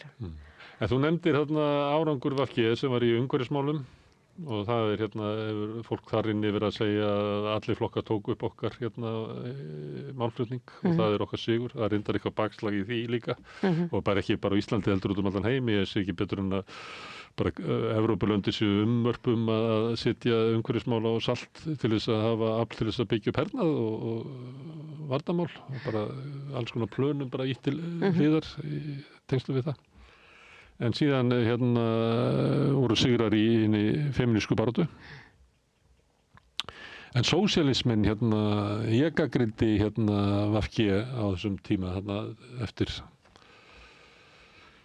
og reyndar aðeins fyrir 2017 líka með það að árangurinn sem að VG fékk út úr þessu stjórnarsamstarfi var það sem að kostaði auðvald ekki neitt sem voru svona endurskoðun á lögum þungunarof og kynrænt sjálfræði og þetta kemur ekki til pingjunar einu Þið með bara eiga þetta ef við mögum bara halda áfram að eiga efnaðinn Og svo sumuleyti í umhverfismálunum, en þegar kemur að einhverjum raunverulegum hagsmunum eins og þjóðgarð á hálendin, þá bara stoppað.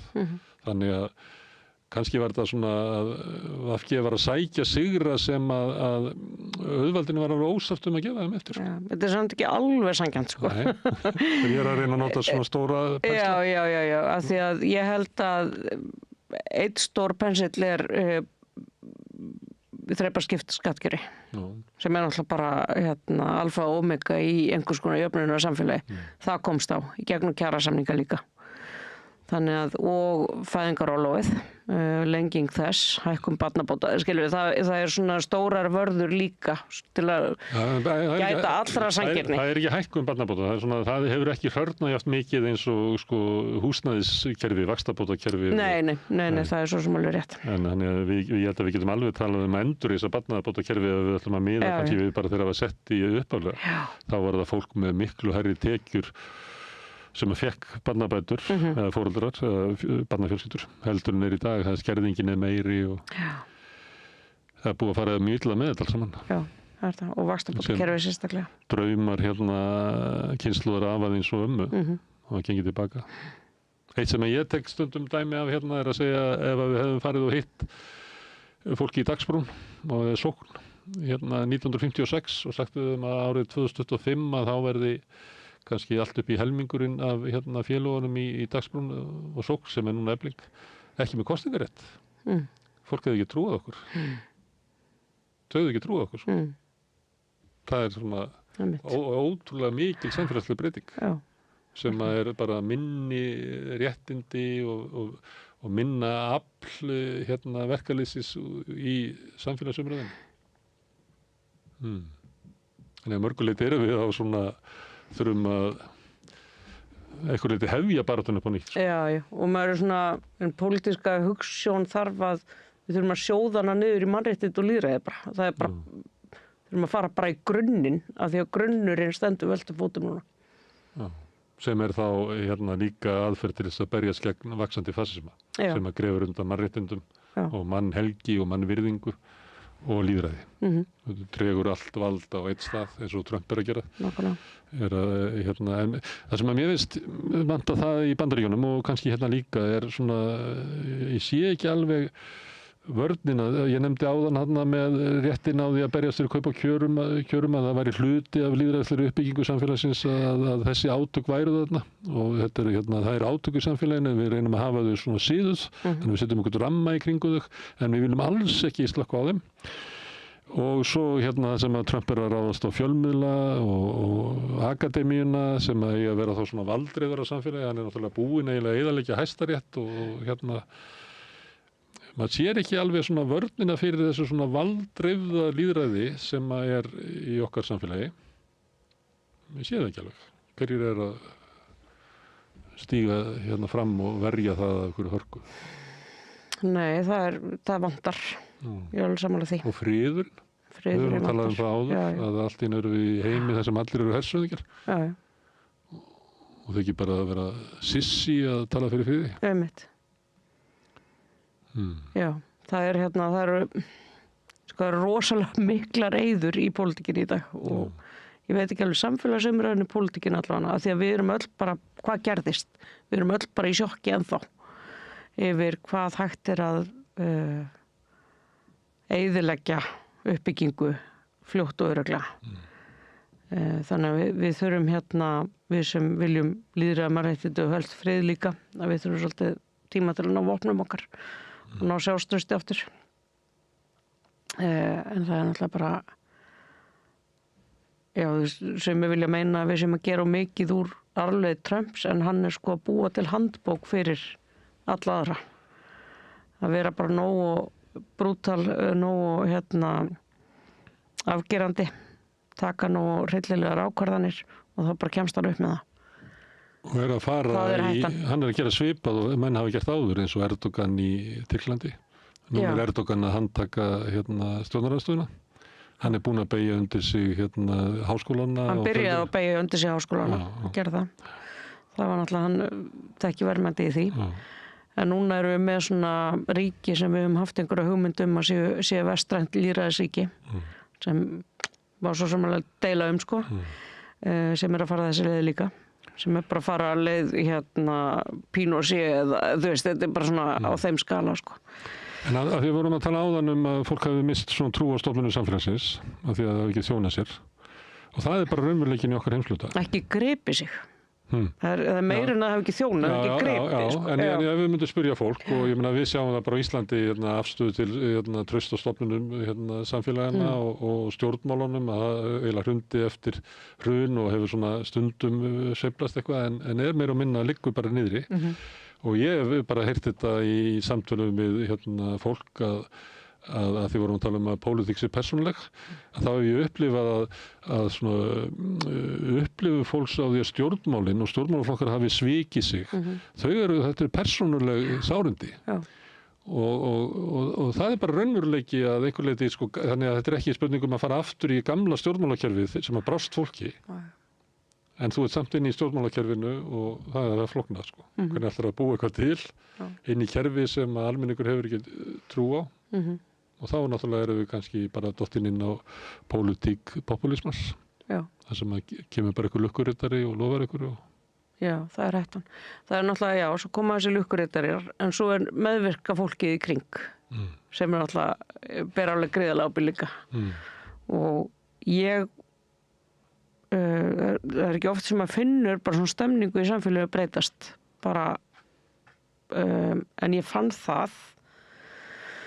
Það er náttúrulega þegar Trump kemst til valda og þú veist, Andrew Tate og allt þetta lið sko sem er bara að fæða fólk á einhverjum undarlegum hugmyndum. En síðan þegar valdhafar á Íslandi fara að taka upp orðræðuna og valdhafar á Íslandi fara að tala útlendinga bara sem vandamál og engan aldrei á jákvæðan hátt. Og það er búið að vera stefi núna.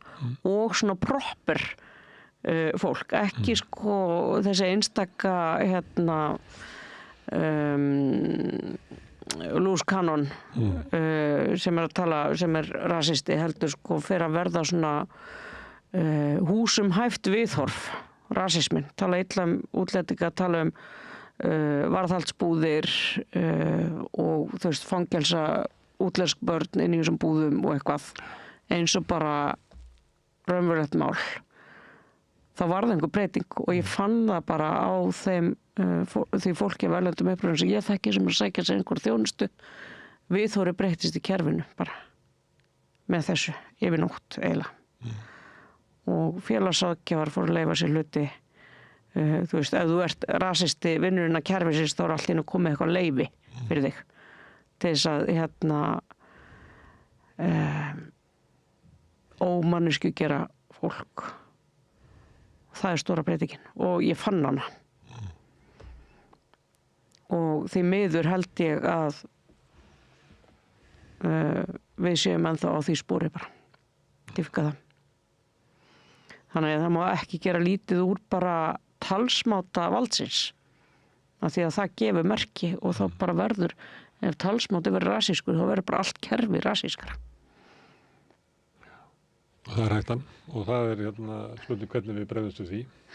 Af því þetta er einhver leyti svona bara kultúrist og spurningum svona hvert svona samfélagi við viljum lifa í. Stundum er kannski bara betra að ræða það. Bara, og stundum eru samfélagi sem að fara í eitthvað svona göngu eða lýsa því yfir að við viljum ekki að hafa rasisma í okkar samfélagi. Og þá er það svona kall út úr sko þjóðinni því að umræðan einstök mál og svona henta kannski ekki alltaf svo umræðu þessum svona levelega, hvað að segja. Kannski vantar okkur það. Svona meiri, svona almennar umræðu. Herðu, en þú er með afdreipi í Hrísey, fer þar oft. Hvað er eftir svona eftir það? Það er við vorum nokkra vinkonur sem urðu bara ástfagnar á Hrísey. Við farið þarna í frí oft, leigt okkur hús. Og svo ákvað við fyrir 5 ára síðan slá til og kaupa okkur saman hús. Þetta er svona útgáfa af sumarhúsi. Í fyrsta lagi er þetta svona kvennakollektíf, við eigum þetta saman, sem er mjög þægilegt. Kvennaathvarf? Kvennaathvarf, já, ég leifur reyndar svona mökum af karlkiskyni að koma með stundum. hefur svona eftir að slæðast inn í hennan hóp. Það er sér. En síðan þetta bara gott samfélag og við reynum að vera virkar í samfélaginu og það gefur okkur mjög mikið. Og ég reynda þekkti þarna fólk, það er nú eitt af því dásamlega við að vinna í verkalýðshreyfingunni, það er að kynast trúnaðarmönnum um allt land. Og okkar bestu vinnir bara fólk sem ég kynntist að trúnaðarmenn. Þannig meðan var fiskverkun í Hrísey ennþá. Og trúnaðarmenn eru oft fólki sem líka sko í kvenfélaginu og björgunarsveitinni og prímusmótarar í samfélaginu. Þannig að það var svona svolítið lenngum okkar inn í samfélagi líka. Að kynast fólki sem svona lætur hlutin að gerast og við reynum að leggja okkar að mörgum. Þannig að þetta er ekki svona þetta venjulega eiga sumarhús sem þú ferð og berð á pallin alltaf helgar eða eitthvað. Heldur þetta meira svona þáttaka í samfélaginu og svo bara þú veist, það er eitthvað við eyjar. Þú getur ekki hlaupið einhvern í burtu. Þú hleypur ekki. Það er reynda bílar þarna og aðalega dráttarvélar. En þú veist, það er ekki mikil umferð og börn þarna eru frjálsari heldur en annar staðar. Þannig að, já, bara fallegt og gott samfélag. En þetta er ekki aft svona sjálfstætt samfélag þetta var fyrir einhverjum áratugum? Nei, þetta er ekki Hríseyjarhreppur, þetta er hluti af Akureyrarbæ. Og það er ekki atvinnustarfsemi þarna sama afli og áður var? Nei, en þú getur, það eru mjög margir sem vinna í landi. Það eru margir svona úr bænum sem eru þarna með aðdrepp? Já, mjög margir. Er ekki Hallgrímur Helgason skrifað bækur þarna? Jú, hann er búinn að eiga hús þarna í 20-30 ár. Og mjög margir svona sumar fuglar. En svo líka, þetta er svolítið hollt úr búð í samfélagslegri eigu, ég sitt þarna í stjórn þessara búðar og þú veist, það þurfa allir að leggjast á eitt að láta svona samfélag rekast. Þú veist að þú ferð ekki á veitingastæðin þegar þú mætir, að þá fer hann á hausinn og þú verslar ekki í búðinni. Þú veist, þetta er bara, og ef þú mætir ekki á kökubassa kvenfélagsins, þú verður bara að leggja þitt að mörkum ef þú vilt sjá þetta samfélag þrífast og það er bara góð tilfinning að vera hluti af einhverju þannig heild. Og vantar kannski meiri svona áherslu á það svona á þessum tíma einstaklingshyggjunnar að hvað svona félagsleg þáttaka sem að býr til. Það sem er eiginlega merkilegt við mannskepnuna sko. Já. Það er maðurinn sem fann upp handabandið Herðu Drífa, ég ætla ekki að tefja þig frá því að fara til Hríseyjar. Takk fyrir að koma hingað og spjalla þig og pólitík og heiminn og allt þess að við gerum þetta. Takk fyrir mig. Takk. Og þetta var helgispjallið. Framundan er úrval vikunnar. Á morgun er hvítasunnudagur. Þá ætlum við að sleppa því að hafa sinni Egils. Þannig að ég verði ekki fyrir en á þriðjudagskvöldið að þá verður rauðaborðið hér og heldur áfram samfélagsumræður á Samstöðinni. En það er nóg efni framundan. Við framleiðum mikið efni og höfum gert það í langan tíma þannig að það var örugglega eitthvað efni sem að þið hafi ekki heyrt þó að það sé í endurflutningi. En takk fyrir í bili og góða helgi. Segðu það á Samstöðinni.